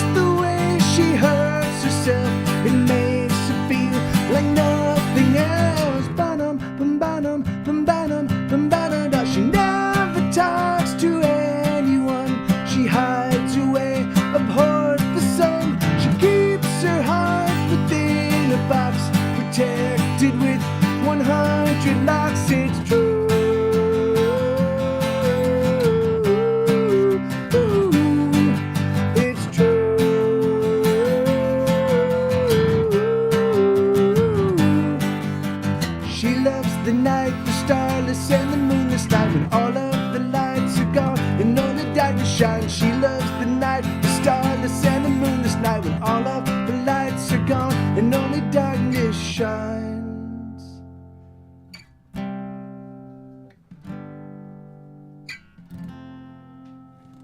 So, Kuda Funny, yeah, oh yeah, I can do Die Motherfucker Die, yeah, sure, I can do that for you. So, all right, so we're gonna, so that song is the second song of the story the girl said, but we'll do Die Motherfucker Die.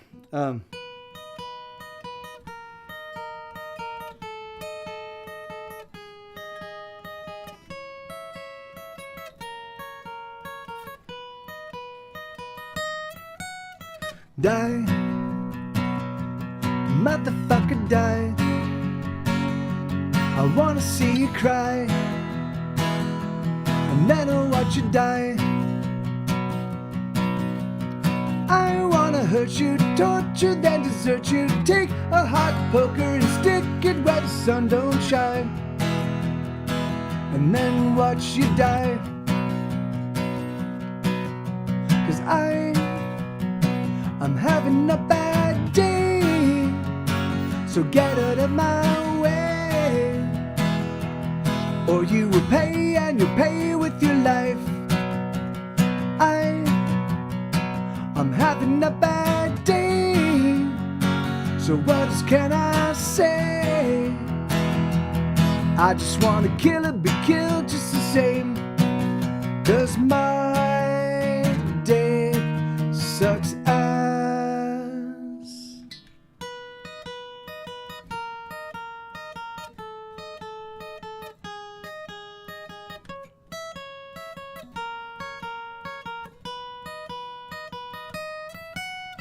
Die, motherfucker, die. I'll burn out both your eyes and fill the sockets full of light. I'll carve at your skull and I'll turn it to a bowl that I'll eat my cereal with while I watch the thin stones and I'll do it with a smile, 'cause I'm having a bad day, so get out of my way, or you will pay, and you'll pay with your life. I'm having a bad day, so what else can I say? I just wanna kill and be killed just the same, 'cause my day sucks ass. I don't wanna work, I don't wanna pay bills, I don't wanna grow old, I don't wanna be poor, I don't drive in traffic, I don't deal with dating, I don't stand in line, and I don't pay any taxes. Die, motherfucker, die. Why won't you just die and get out of my life? I wanna move to some deserted desert island where I will live on coconuts and everything will be fine all of the time. 'Cause I'm having a bad day, so get out of my way, or you will pay, and you'll pay with your life. I'm having a bad day, so what else can I say? I just wanna kill and be killed just the same, 'cause my day sucks ass.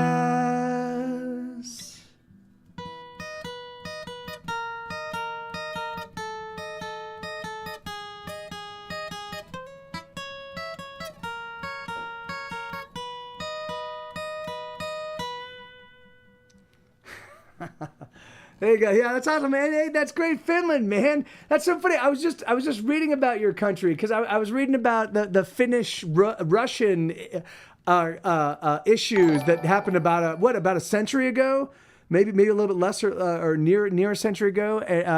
That was the hey Sheriff Lopez, thank you, thank you very much. That's awesome. That was crazy, man. I had no idea that the Finns. So the Finns, like the Ukrainians, they actually held off Russian aggression back in the day, and they did all sort. It was just really clever tactics and what have you. They just bogged down Russia, and Russia eventually gave up and was like, all right, screw it. We'll let Finland be Finland. That's so cool. That's awesome, Amathiki. Hey, that's great. That's fucking great. It's always that's really exciting. It's funny. I am still very close. I'm very close with a bunch of high school friends, but I actually have a couple friends that I'm still pretty close with that even predated my high school days. So, but not by much. Not by much. All of my elementary school friends, I'm not really super close with them anymore, which is sad because they turned out to be, at least the handful that I'm aware of still turned out to be great people. It's just we kind of lost touch. But yeah, right. It is nutty to think that it's crazy to think that 2002 was 20 years ago. Bum bum bum. What the fuck? Oh, you've seen it? Oh, really? Oh, that's awesome. Yeah, it was so cool, man. Anyway, so I had no idea. So that it was just really, really cool. So it's super cool. All right, okay, so I think I'm gonna play this one on the electric. But just oh hey, and thank you for the follow. Hold on, I can't see the name. Is it Dragoon? Was that the follow? And hey, life is good. How you doing? It's spectacular. Great to see you. So this next song. All right. So what I've been doing. So Die Motherfucker Die was just a little side jag. But what I'm doing is I'm playing. There's something called The Story of the Girl. Over Get Set Go's very first 3 records, we put out 8. Like on our first record there were 14 songs. On our second record there were 21 songs. On our third record there were 17 songs. Of those 40 something songs, that we ended up putting out 8 of the 40 something songs. If you put them in sequential order, they told the story of a girl, And I decided, hey, thank you, Life is Good. Thank you, that's awesome. So what we did is we took the I just recently realized that 2 songs that I've written over the past year also could tie into the story of the girl. So I'm continuing that story. I wrote it. Those songs were written 2 decades ago, and now I'm kind of picking up where I left off. So this is a song called 21. It features the same girl, but this one is told. Okay, there we go. Hi, I was like, what happened with my camera? This story is told from this song is told from the perspective of a guy that's dating the girl. So,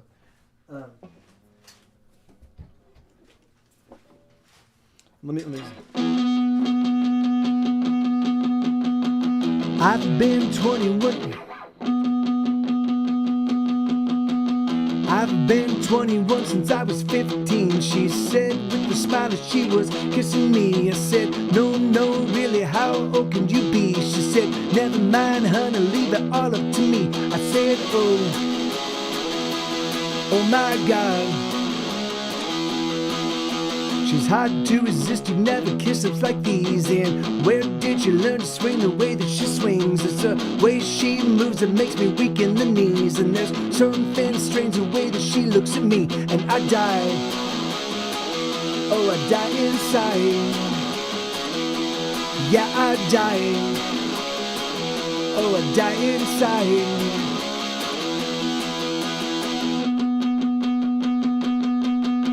She likes to mingle the pleasure and pain. I can't say I've ever been one for the cane, but the things she does, all I say is okay. I simply can't resist, I think I'm her slave, and I die. Oh, I die inside. Yeah, I die. Oh, I die inside. Wah, wah, wah, wah, wah, wah.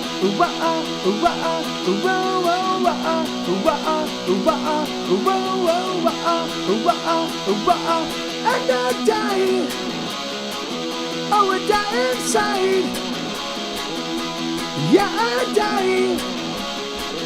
Oh, I die inside. I'm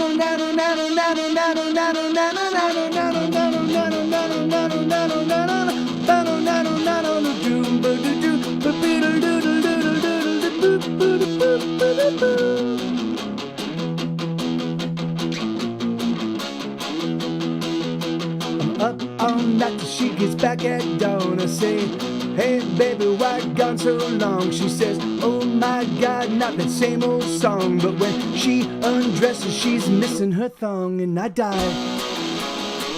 Oh, I die inside. Yeah, I die. Oh, I die inside.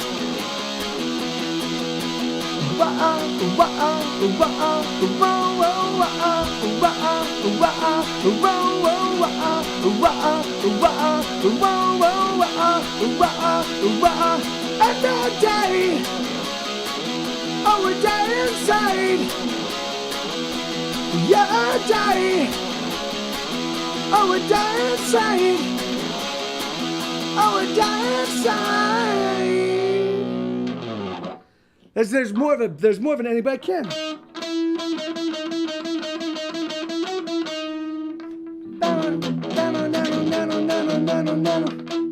Yeah, anyway, whatever. Okay.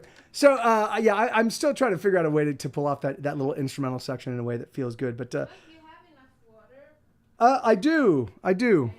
Thank you for checking.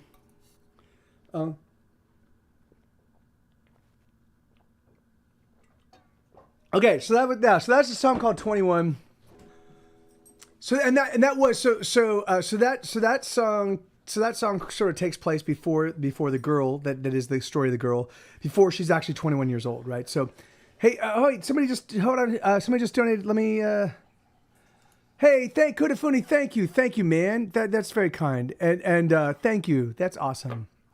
I really appreciate it. And so that song. So I obviously, in fact, that opening lyric, I've been 21 since I was 15, so it's obvious that she's not yet 21 by the time that song happens, So then we kind of fast forward a little bit, and so this is now her in her early 20s, and this is called She Goes Round.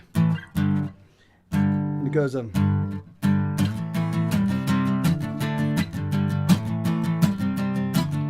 She doesn't watch TV, but she listens to the radio. She lives by herself, but she doesn't like to be alone. When we speak, she never says anything. She fears me, and I fear everything. Hurt me again, she said. Hurt me till I feel something. She sleeps but she never rests. She's afraid to close her eyes. She's going round, round, round, round, round, round, round. She's breaking down, down, down, down, down, down, down. She's been around, round, round, round, round, round, round. If we don't know where we're going, how can we arrive if we don't know what we're living for? How will we survive? I dream in color, she said, but her thoughts are in black and white. She doesn't mind if I stick around, just so long as I stay the night. She's going round, round, round, round, round, round, round. She's breaking down, down, down, down, down, down, down. She's been around, round, round, round, round, round, round. If we don't know where we're going, how can we arrive if we don't know what we're living for? How will we survive?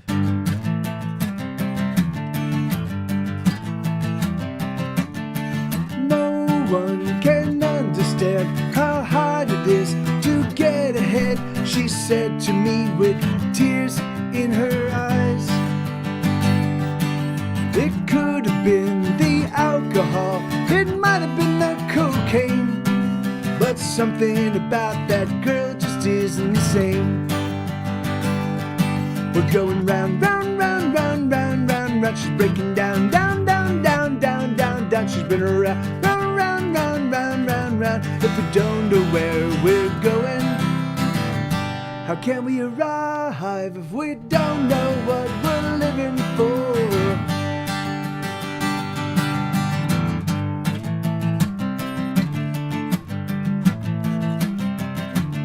She doesn't watch TV, but she listens to the radio.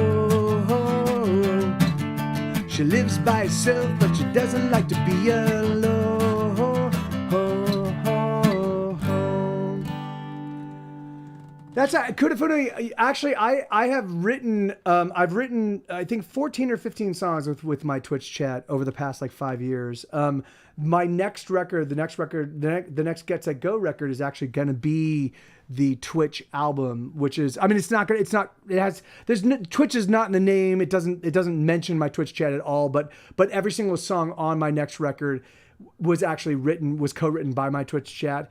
Unfortunately, I'm right now in the process of recording a massive 140 new acoustic demos that I'm gonna then hopefully turn all of them or the lion's share of them into studio demos. So I've got a massive recording project ahead of me. I'm 70 demos in. So what is it's March 11th. And I'm 70 demos in. I'm going to be putting out another 10 demos next week and another 10 demos a week after that, another 10 demos until I get to 140 something demos. And then once I got all those to you guys, I will be getting, and also to my Patreon people, then my intention is to get feedback, identify the songs that definitely seem like they're the strongest, and then I will do studio demos of those. Now I'm going to also drill into all of the songs that didn't get that much attention and do studio iterations of the ones that really resonate with me. And that's a lot of them. So even if there's only 20 or 30 that really resonate with you guys, I still might end up doing 100 songs because for me, songs take on a whole brand new patina of magic when you add drums and bass and like so in fact that was the thing is like, so Go Drunk You're Home, which is my newest single, which dropped just yesterday. So if you have not listened to it and you have Spotify or Apple Music or Tidal or Rhapsody or Napster or Amazon or wherever, you can listen to Get Set Go's newest single. It's called Go Drunk You're Home. And that song, when I first produced it, it was okay. It was okay. It was fine, but it wasn't amazing.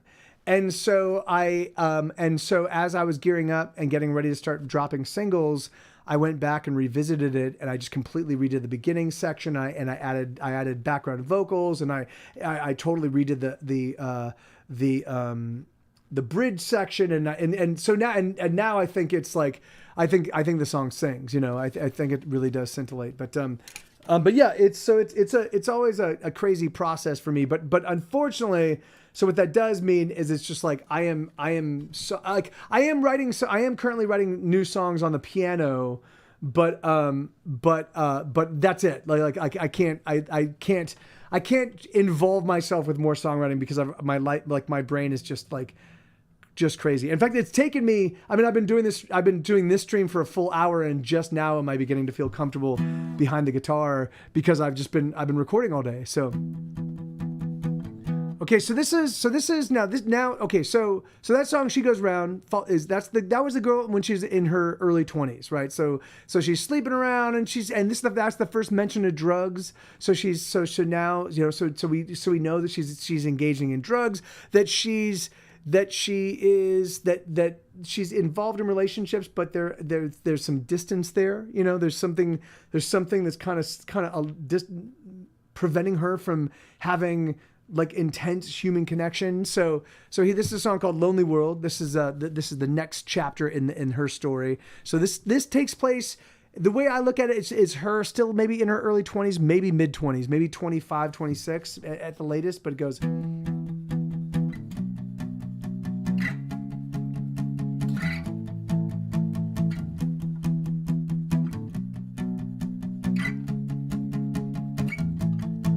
He's had 6 girlfriends in just as many weeks. He's tired of love, so all he does is sleep.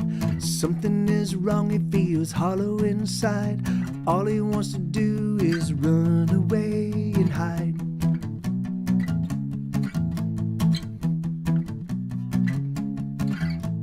Nothing ever seems to work out anymore. She wonders if she's ever been loved before. She doesn't understand, she doesn't want to try. She doesn't give a fuck, she wants to be alone tonight. She's a lone, lone, lone, lone, lone, lone, lonely girl. And he's a lone, lone, lone, lone, lone, lone, lonely guy. And it's a lone, lone, lone, lone, lone, lone, lone, lone, lone, lone, lone, lone, lone, lonely world. He fucks him 'cause he can, but it doesn't mean a thing. He wonders if this is the best life will bring. She fucks him 'cause she can, but she doesn't even care. She's sick of hoping that love is in the air.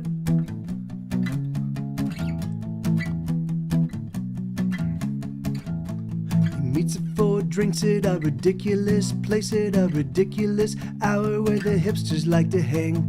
He doesn't want a girl, she doesn't want a beau. They talk for an hour and she says she has to go. She's a lone, lone, lone, lone, lone, lone, lonely girl. And he's a lone, lone, lone, lone, lone, lone, lonely guy. And it's a lone, lone, lone, lone, lone, lone, lone, lone, lone, lone, lone, lone, lone, lonely world. Maybe you and me can get together, and maybe you and me can do a little better, and maybe you and me can get together. Let's get out of this stormy weather. Whoa. They end up at his house, perching on the couch. It's been a really long night, and they're both worn out. They talk for a while, and then they fall asleep. Sleep, sleep, baby, sleep. Bum ba-dum, bum ba-dum, bum ba-da-ba-da-da-dum, bum ba-dum, bum ba-dum, bum ba-da-ba-da-da-dum, bum bum ba-da-da-dum, bum ba-dum, ba-da-da-dum, bum bum ba-da-da-dum, ba-da-da-dum, ba. She's a lone, lone, lone, lone, lone, lone, lonely girl. And he's a lone, lone, lone, lone, lone, lone, lonely guy. And it's a lone, lone, lone, lone, lone, lone, lone, lone, lone, lone, lone, lone, lone, lonely world. There you go.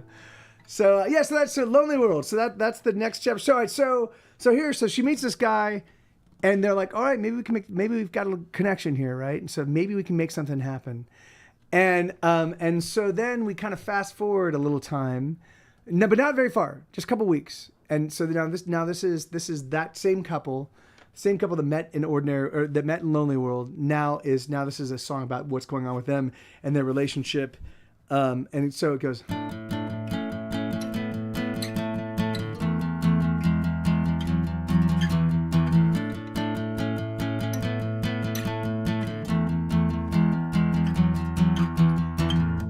She bled on the mattress the first night at my studio.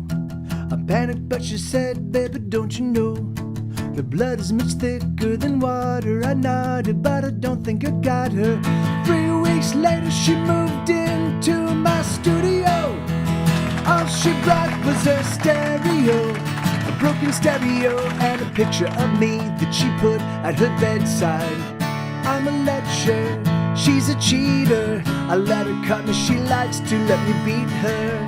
I'm a fucker, she's a screamer. I may be tougher, but she's definitely meaner. With all of our love, with all of her spite, we go to the mattress. With all of our love, with all of her spite, we go to the mattress. As I slept, she burned me so it broke her collarbone. She ran to the neighbor's, but he wasn't home. So she hitched to the clinic, but they wouldn't accept her. So she called me to get her. Love, she said, is a force that draws me to you. I said, sugar, I want to believe that's true. She said, lover, you can trust me forever, 'cause we're just getting better. I'm a lecher, she's a cheater. I let her cut me, she likes to let me beat her. I'm a fucker, she's a screamer. I may be tougher, but she's definitely meaner. With all of our love, with all of our spite, we go to the mattress. With all of our love, with all of our spite, we go to the mattress.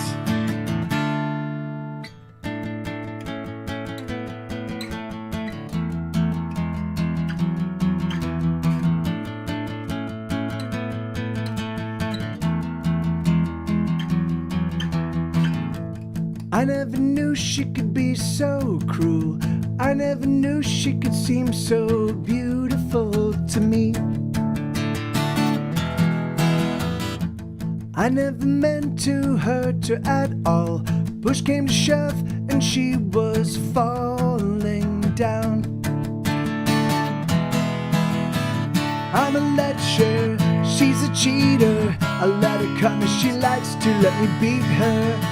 I'm a fucker, she's a screamer. I may be tougher, but she's definitely meaner.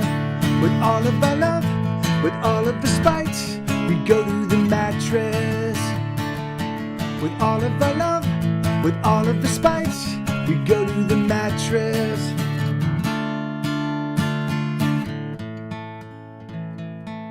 Sheesh. There we go. Hey, OCB, how you doing? And thank you, Lenina. Thank you very much. Thank you, Isabella. Yeah. So that was that's a song called "Go to the Mattress." All right. So now our protagonist, our female protagonist, she has found a relationship with a fellow that has turned violent, but both of them are engaged in the violence. Both of them get drunk and start hitting on each other, and so it becomes this mad, mutually assured destruction kind of thing. So it's not a healthy relationship, but it's still one that is predicated on this weird twisted perspective of love. And so we okay, so then we fast forward a little bit. Now I don't think this is the same person, but it might be. But I'm assuming this is probably a couple years later, a few years later, and this is about the same girl, but it's from the perspective of the person that's dating her. But and this is called "Won't Let Her Go," and it goes like this.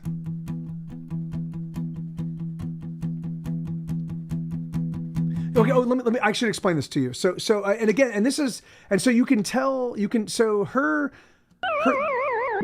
The person, the protagonist in all these songs, you can tell if you pay attention and you know anything about drug use. Her drug use is accelerating over time, right? So the first mention of really significant drug use was in She Goes Round, and it talks about cocaine.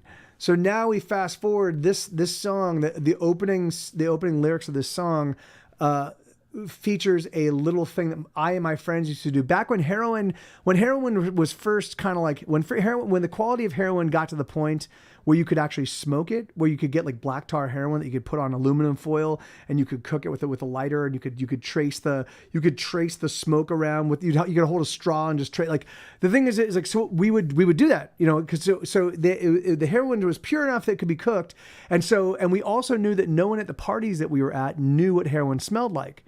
So what we would do is rather than ensconcing ourselves in a place where when someone saw us, they'd be like, "What are you guys doing?" We just kind of like did it out in the open, knowing that they wouldn't. So what we would do is we'd go into the bathroom.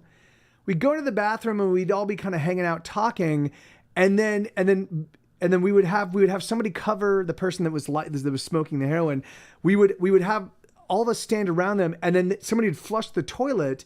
And you'd flick the lighter at the same time that you flush the toilet, right? And so you didn't hear the clicking of the lighter. And then they'd smoke it, and then they'd blow out this sweet smelling smoke that didn't sit, because people didn't really know what heroin smelled like at that time. So it was an easy way to like hide the fact that we were doing heroin. So the main protagonist in this song, that's exactly what she's doing at the very beginning. So it goes like this.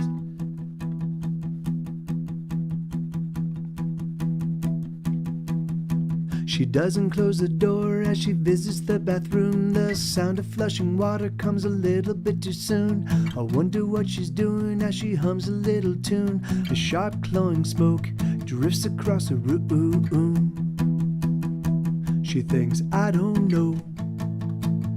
She thinks, I don't know. Oh, but I know. The phone rings once again in the middle of the night. Hello, I answer as I fumble for the light. I reach across the bed and it's then I realize she hasn't come home. She's not coming home tonight. But I won't let her go.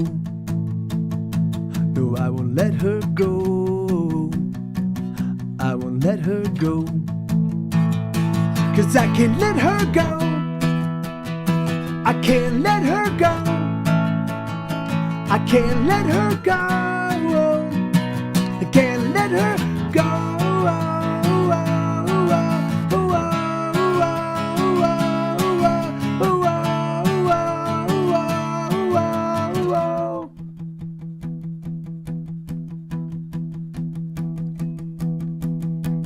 One night as we're driving to some place I'm not sure where, there's a strange sort of tension hanging in the air, and she turns to me and says, honey, I swear that I don't care about you. She thinks I don't know. She thinks I don't know. Oh, but I know. And then when we get home, we just sit there in the car. I simply stare ahead and wonder how we got this far. I tried to imagine the breaking of my heart, but I feel nothing, and that nothing, it leaves a scar. But I won't let her go. No, I won't let her go. I won't let her go. 'Cause I can't let her go. I can't let her go. I can't let her go. I can't let her go.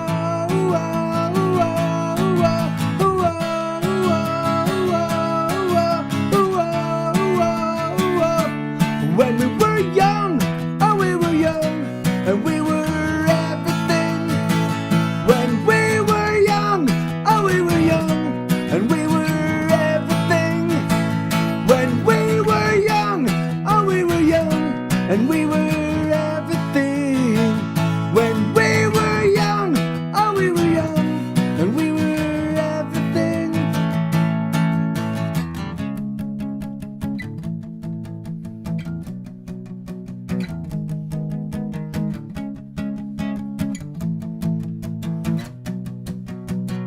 But I won't let her go. I won't let her go. No, I won't let her go. I won't let her go. 'Cause I can't let her go. I can't let her go. I can't let her go. I can't let her go.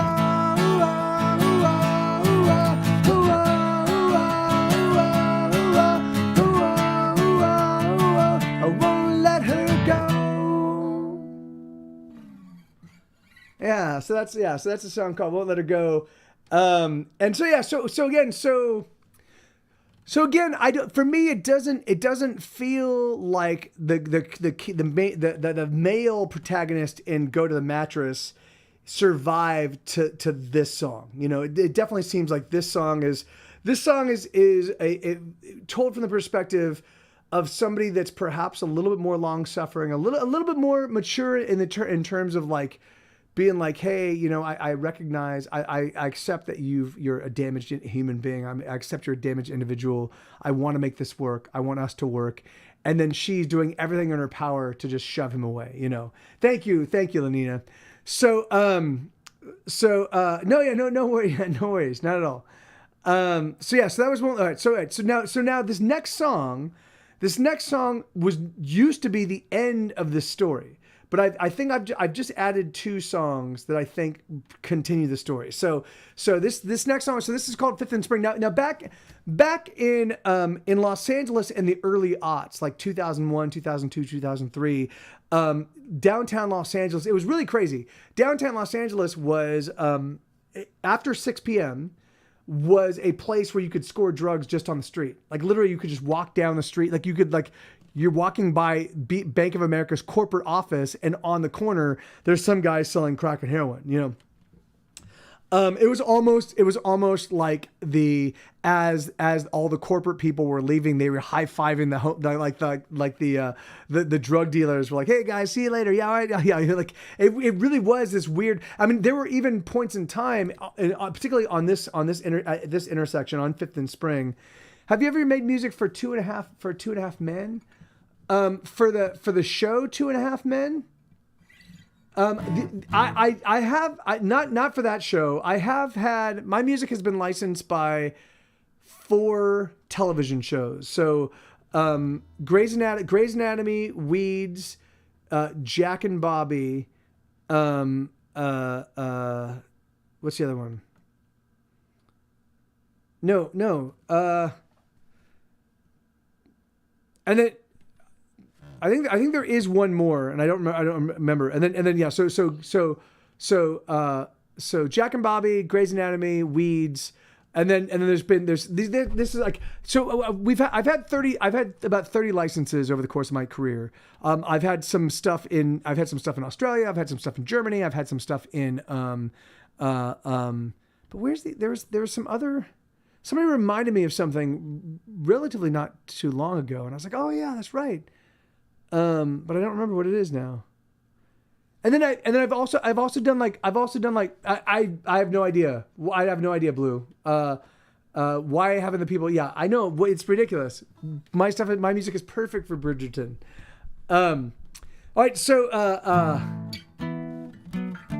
this is all right. So Fifth and Spring. So Fifth Avenue and Spring Street in downtown Los Angeles used to be a place where you could score heroin in the middle of the day. Like you could literally just walk up, like it was right outside of, I think it was like a Walgreens or a CVS or something like right there. Like it was like a pharmacy, and right outside there were guys that were selling heroin. You know, gonna mesh my yeah, I mean you can. It is crazy. You can. Yeah. Oh, of course. It really. I didn't realize that. Yeah. I mean, man, I feel. You know, it's really funny. I think about. So let me. I don't know if I've mentioned this in this stream before, but the reason why I kind of walked away from Shonda Rhimes and Alex Patsavis and all those folks is because they invited us. They invited us. Hey, that's awesome, Skullcrabat. That's great. That's great. They invited us to play the 10-year anniversary of Grey's Anatomy. I think it was like 2013. They invited us to play at their rap party.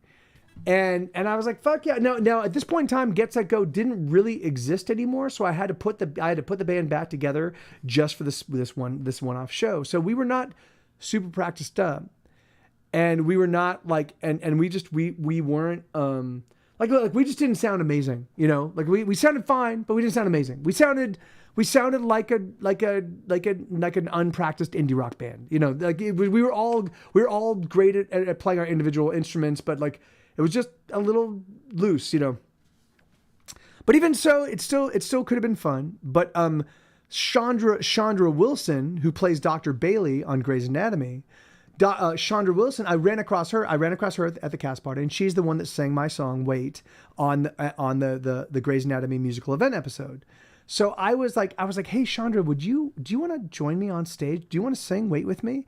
And she's like, oh, I don't really know. And I was like, okay, well, let me know if you want to. Let me know before we go on. So it turns out we were put on a little bit earlier than we thought, and I was and our intention was to close with Wait. But then but as we were walking onto stage, I was like, does the cast and the crew and all these people, do they even know who we are? Like, are we just gonna do like this weird set where people are like, who's this band? So I was like, okay, why don't we open with Wait? Why don't we just open with Wait, and that will let them know that we're the band that created Wait, you know? So we did. Me not thinking that because Chandra Wilson kind of vacillated over whether she wanted to sing with me. I just figured she didn't want to and didn't want to say, and she didn't want to let me. That she wanted to let me down easily by being like, I don't really know, you know. So we played our set. We played Wait, and it was fine. It wasn't a great rendition, but it was fine. And I turn and I look in the corner, and there's Chandra, and she's like, what? And I was like, oh, I'm so sorry. Like I felt like such a fucking asshole, you know? And then I wrote a song specifically for all the Grey's Anatomy people because Grey's Anatomy mostly licensed our music over the first 3 seasons. So I pulled a bunch of like quotes from the first 3 seasons, and I just wrote this song. Like it was a song specifically written for the Grey's Anatomy people, and you know, like, and I thought it was going to be a fun and cool thing, but we were so unpracticed on it, it just sounded really rough.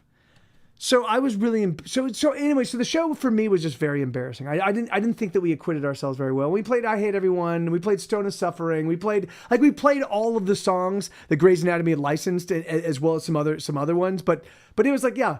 And then when we climbed off stage, I saw Shonda Wilson or Shonda Rhimes. I saw Shonda Rhimes, and I walked up to her and I'm like, Shonda, like, now okay. And so my only previous interaction with Shonda at this point in time was my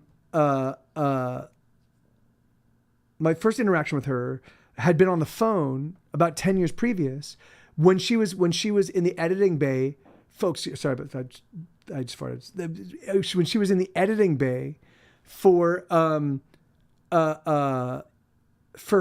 very first season of Grey's Anatomy. So this is before the show's a hit. This is before really it's before Grey's Anatomy becomes Grey's Anatomy, before Shonda Rhimes becomes Shondaland. Like you know, so it's literally just she's brand new, and she's starting out as a creator of shows, and I'm starting out as a band with my very first record, and so we commiserated on just that, and I was talking to her about like how hard I was working and what I was doing, and I was writing all these songs and I was doing all this stuff, and it didn't look like we were really going anywhere because it didn't look like the record label wanted to put out our second record, you know. So there was some commiseration because we were both people kind of like trying to like cut our teeth and, you know, and be like, you know, and show what we could do, show the world what we could do, you know. But fast forward 10 years and Shonda has become Shonda Rhimes of Shondaland, and is now like this amazing producer, and is becoming no worries, Kuda Foodie, no worries, man. And don't even sweat it, brother. And you know, and Get Set Go is still like barely off, you know, barely on the first rung of the ladder, you know, the ladder of success being 1,000 rungs, and Get Set Go is, you know, still on rung 1, just dangling. Like, all right, what are we doing? So I hadn't spoken to Shonda since then, but I felt such a strong connection to her because over the course of this past decade, she had been licensing my music. She had been like, you know, like they had been actively using my stuff. So I thought, for whatever reason, I just thought that she remembered our phone conversation as fondly as I did, you know? And because it was at a point in time when we were both just kind of starting out, cutting our teeth, and like, you know, and we just had a cool like artist to artist conversation. So when I saw her, I was like, hey, and I went to hug her, like, hey, Shonda, it's so great to see you. And she was like, very like, don't touch me, you know? And so that put me on my back foot, and I felt so awkward, and I felt like, and so I fucked up with Chandra Wilson, and I fucked up with Shonda Rhimes, and I And then the thing is, and really truthfully, we should have just gone after we played. We should have just left, or at least gone to the green room and because they had a whole bunch of like food and booze and all sorts of stuff for us. But the band that the band that they brought in to be like the act that plays, like they were just a cover band, but they were amazing. And they were real sweethearts, and we all shared a green room. And so we were hanging out, we were talking about music, and they were like, "Dude, you guys are great. Like, we really like your oh, you write the songs. Well, those are some really awesome compositions." I was like, "Thanks." So I went out to support those guys, and I just fucking fell in love with the music as I am wont to do, and I just danced around and right in front of the band the entire night, So I felt like not only did I have these awkward experiences with Chandra Wilson and Shonda Rhimes, where I felt like fuck, I hurt, like I badgered them, I put both of them, I disappointed both of them. I disappointed both, like Shonda by trying to hug her and she'd be like, "What are you doing?" And then Chandra by being like, "Hey, do you want to join us?" And then not like. So and then I'm jumping around, and then I realized it was funny because Sandra Oh, she came up and jumped, and she came up and joined me and danced with me for a little while, and we had a good time, but I felt like I'm like, oh, did I just intrude on like this was their 10th season rap party? Did I just interject myself and intrude and be like normal stupid idiot, but gregarious, but at the same time, like obviously, like I'm the square peg, So I just hid. I went home. In Finland, we run with alcohol because most of the days. Oh no, of course, no, I get that. Yeah, you guys are pretty far north. and hey, and that's I'm as someone who has indulged in alcohol for many years. You will not get any judgment from me, but yeah, so I felt like I felt like I just had failed, I felt like I had an excellent opportunity to strengthen the bonds between us, and instead I did just the opposite. And so I stopped sending him my music. That was it. Like the thing is like I just stopped submitting, and then I moved to Texas, and I was like, all right, I can't do this anymore. It was entirely born out of my out of feeling like I betrayed. If not friendships, I don't think it was a friendship, but I think there was like this fidelity between Get Set Go and Grey's Anatomy that was betrayed by me accidentally, and so I left. It was pretty sad, but all right. So now we fast forward our main protagonist. It's Fifth and Spring. So she's on. So here she is.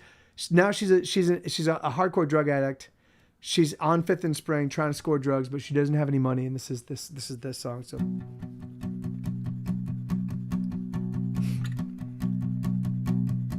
she has assassinated her days. No, wait, hold on. I'm gonna bring it down a half step, or whole step rather. She has assassinated her days with the drugs that she's been doing. And she's been lying to her friends about the chemicals she's using. She's been taking everything. She's been using everything. She's gonna quit tomorrow, but tonight she's in such pain.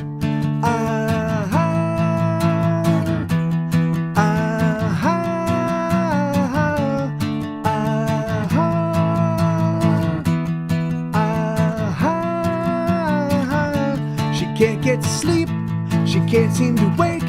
She can't bear to live another day. She can't get sleep, she can't seem to wake.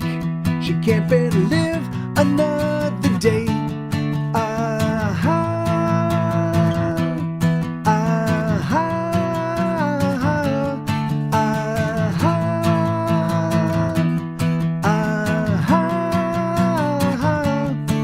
She finds herself downtown on the corner of 5th and Spring. She doesn't have any money, but she'll do most anything. She can take a lot of suffering. She can swallow a lot of sorrow. For tonight she's in such pain, but she's gonna quit tomorrow.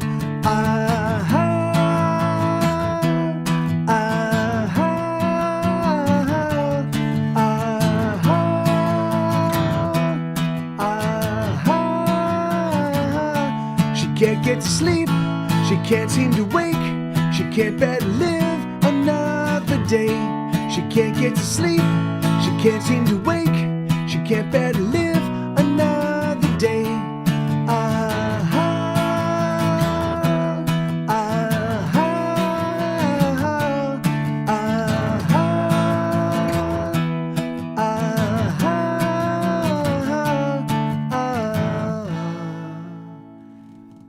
Okay, so that's where the story was ultimately left. Hey, thank you, Lenina.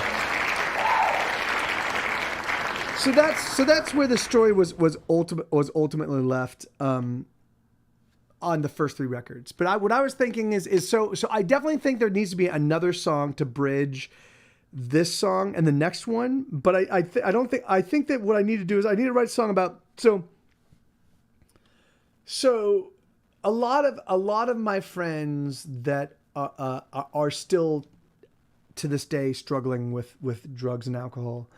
They have mostly dialed back from their more hardcore drug usage, but they're still indulging in booze. And they're indulging in booze in a pretty significant way, so it looks like all they've done is kind of like put the brakes a little bit on the self-destruction, but they haven't completely completely turned it around. So I think that this one. So what I want to do is I want to write a song that kind of captures our protagonist as she is struggling to, like, the thing is that like sort of like Cost of Everything, but not Cost of Everything, like something like where she's managed to find herself a government assisted housing, and she's trying to just hold like doing the meetings thing and just trying to like just survive, keep things calibrated, keep things headed the right direction, choosing life over death, and the thing is, but it being a daily struggle. So I think I want to write that song. And so, but then, of course, as is wont to happen for most folks, that deal with this struggle, and particularly people that deal with this struggle. If you've been an addict for a decade or more or multiple decades, it becomes the more time you spend in it, the more difficult it becomes to extricate yourself from it, because you get good at just keeping on, So this is a song called Banshee, and I think this song does fit the story. So this would be her in her mid 30s, right? So 5th and Spring is maybe her at 28 or 29, and then this is maybe 5 or 6 years later, and it goes.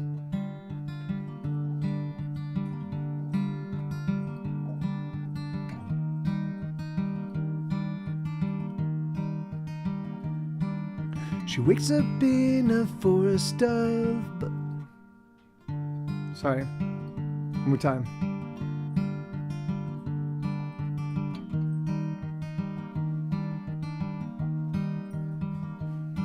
She wakes up in a forest of bottles and tall boys. She lurches to the toilet and sounds a frightening noise. She staggers to the bed and searches about so frantically for a reason to keep going, a reason to believe that she's okay, that she'll make it through the day.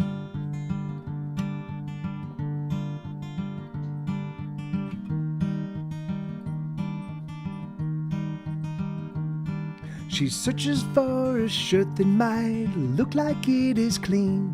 She dresses in a hurry 'cause she's late for everything. She doesn't have a smoke 'cause she ran out late last night. So she rolls one from recycled butts and sets the smoke alight. Is she okay? Will she make it through the day?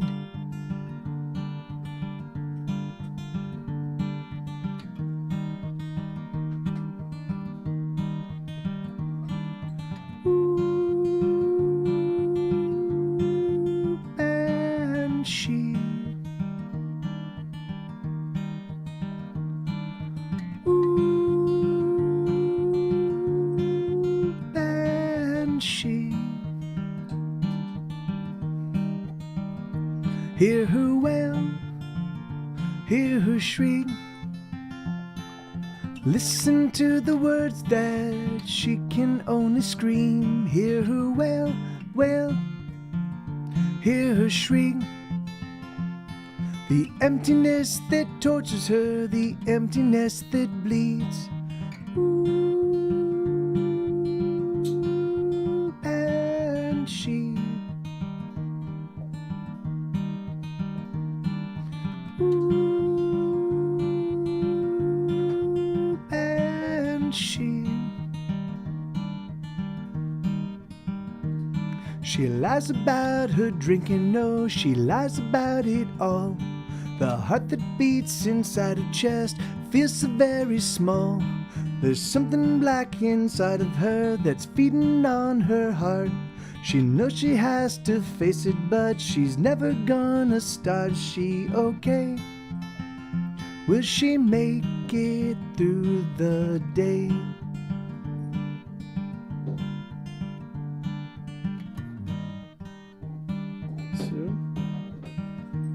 So here she sits again in the middle of the night, surrounded by her emptiness, a cigarette alight. She takes a drag and breathes it in, emptiness and smoke. Dawn is fast approaching, where did the evening go? Is she okay? Will she make it through the day?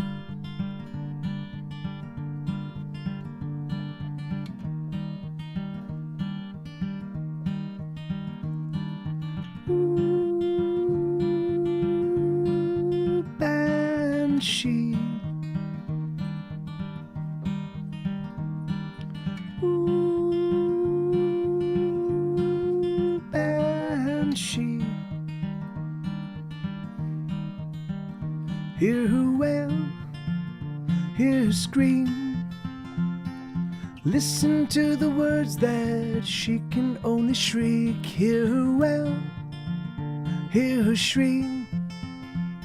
The emptiness that tortures her, the emptiness that bleeds. Ooh, banshee.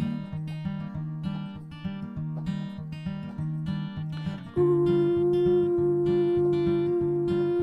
banshee.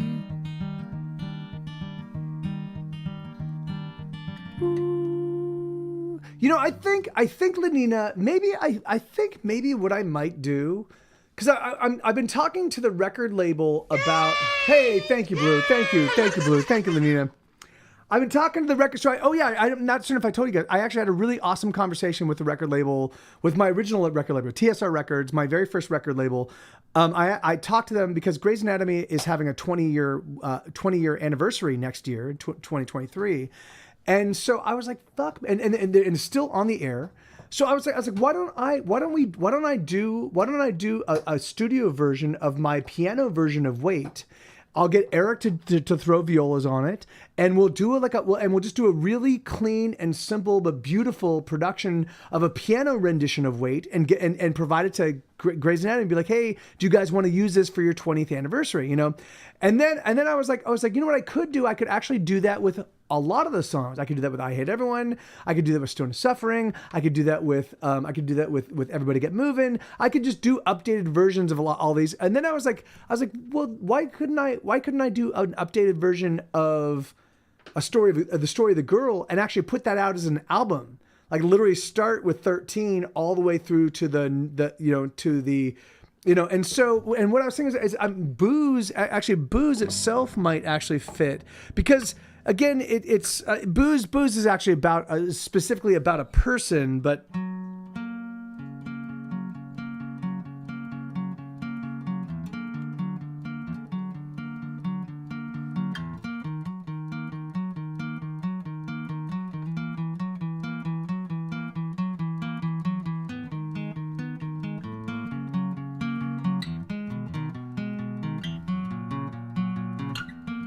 drunken tirades,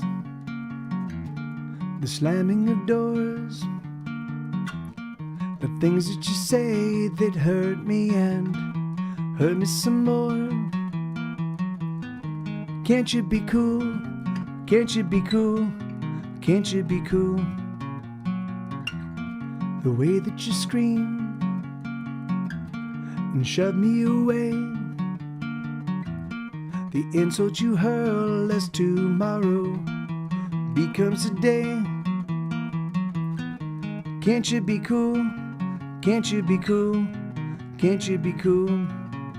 'Cause I just want to love you. Oh, please don't make it so hard. Oh, I just want to love you. Oh, please don't make it so hard.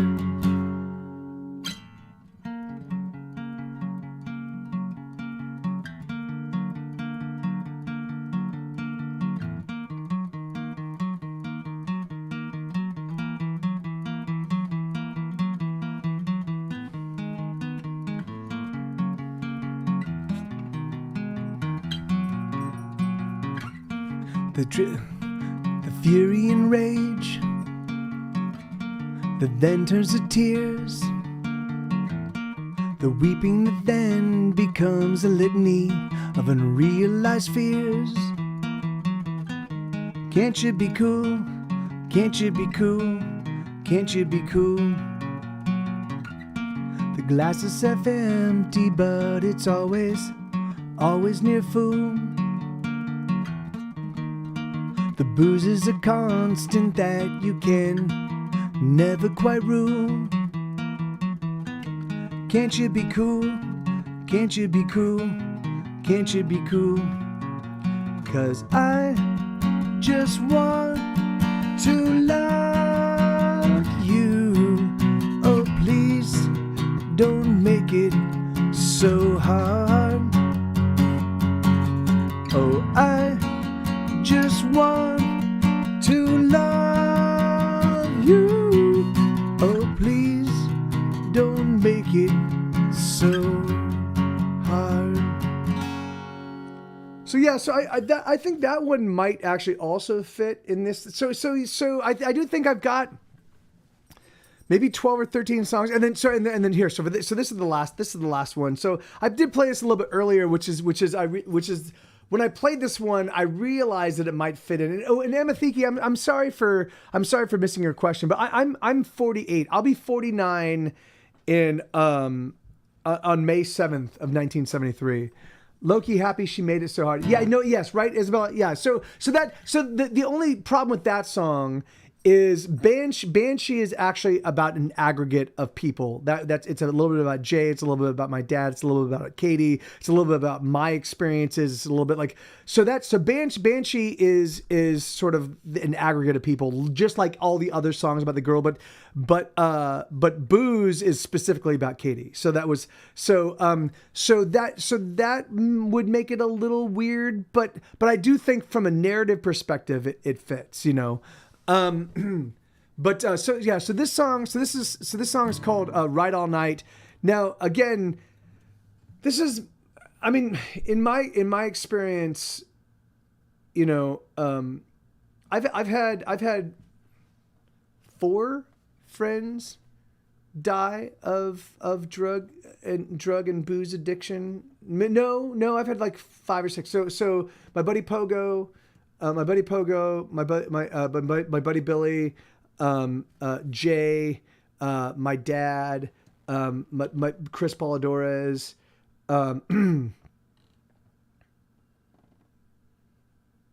So these are all close friends at at one point in time. So yeah, so five people close, 5 people that, like, close to me have passed due to drug and alcohol issues, and for me, you can tell when they hit a point where they're like, fuck it, just fuck it, I'm just fuck it, I'm just gonna go full tilt, I'm gonna go all in. And each of them did it. I wasn't able to recognize it while it was happening, but all of them, but upon retrospect, I was like, oh, of course, fuck, thank you. Well, thank you, Emma. Thinking, yeah, there's a joke about that. Yeah, me too. I don't know why. I guess good genetics. It was definitely very, very hard for me when I was in my 30s and people thought I was under 21, but now it works out okay. But, so this is a song called Ride All Night, and yeah, thank you. And it goes,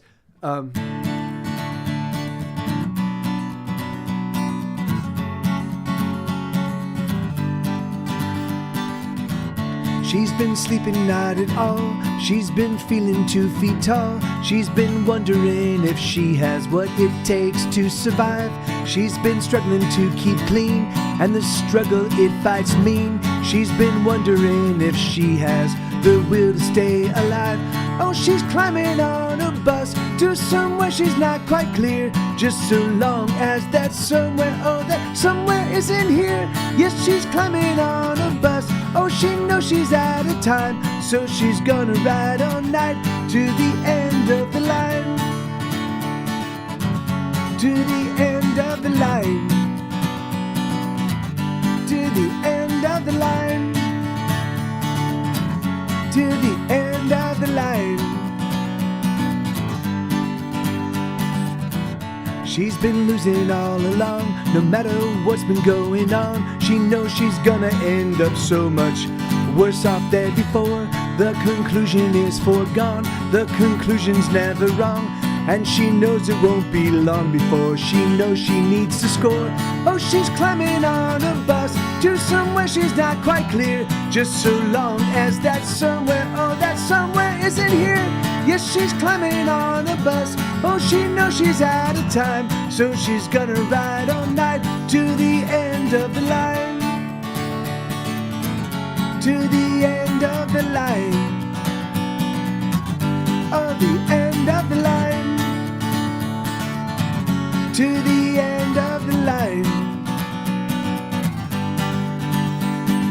And when she goes, there's no turning back, no walking back, no nothing back, she's gone. When she goes, there's no turning back, no walking back, no nothing back, she's gone.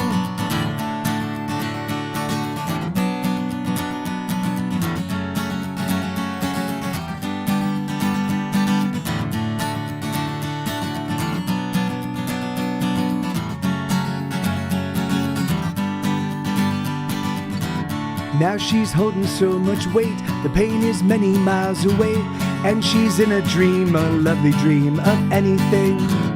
Now she's holding her own weight, she's managed somehow to escape, and she's in a dream, a lovely dream of everything. Oh, she's climbing on a bus to somewhere she's not quite clear. Just so long as that somewhere, oh, that somewhere isn't here. Yes, she's climbing on a bus. Oh, she knows she's out of time, so she's gonna ride all night to the end of the line. To the end of the line. Oh, the end of the line. To the end of the line. To the end of the line. So I think I do have the shape of what could be a really, really fun record that tells. I mean, it's funny because Bonnie Brushwood, Bonnie Brushwood came to me, maybe about a month and a half ago, and she was like, "Hey, you know, I was playing some of your music with my daughters in the car, and I realized that my youngest, Callie, was really kind of like very into the lyrics of Here Be Dragon, but also like there's something about your voice, like there's just something about it that she was really that really kind of like got her like excited about the song, you know. And she was like, I wonder if you couldn't like do something that had a narrative behind it, like you know, maybe you were to put together. No, wait, thank you, Dragovan. Thank you very much. That's and it's awesome. It's really thank you for the follow and thanks. It's you know, it's a real pleasure to make your acquaintance and hopefully we see you again soon. And oh, hey, thank you, man. Thank you for the subscription as well. That's awesome. So hopefully we see. I mean, I'm gonna be here. I mean, I'll be live streaming. I will be live streaming 5 days a week in perpetuity till the end of my days. Whether I'll be doing it here on Twitch over the next couple of months, I'm not 100% certain because Facebook just offered me a ton of money to actually just do that. I don't know if they want me to do it exclusively or if they want me to do it in some format I don't understand. I'm trying to figure it out, and I've got like 3 months to get it figured. I don't even have 3 months. I'm trying to get it figured out right now. So, but yeah. So I'm still trying to sort it out. And what it requires to make some gigs to. So I'm a thinky. I did tour Europe in 2018. I didn't get very many places. I played the Netherlands. I did a bunch of live streaming from the Netherlands. I played some nightclub shows in London. I did some other live streaming stuff all throughout the UK. I made it to Brussels.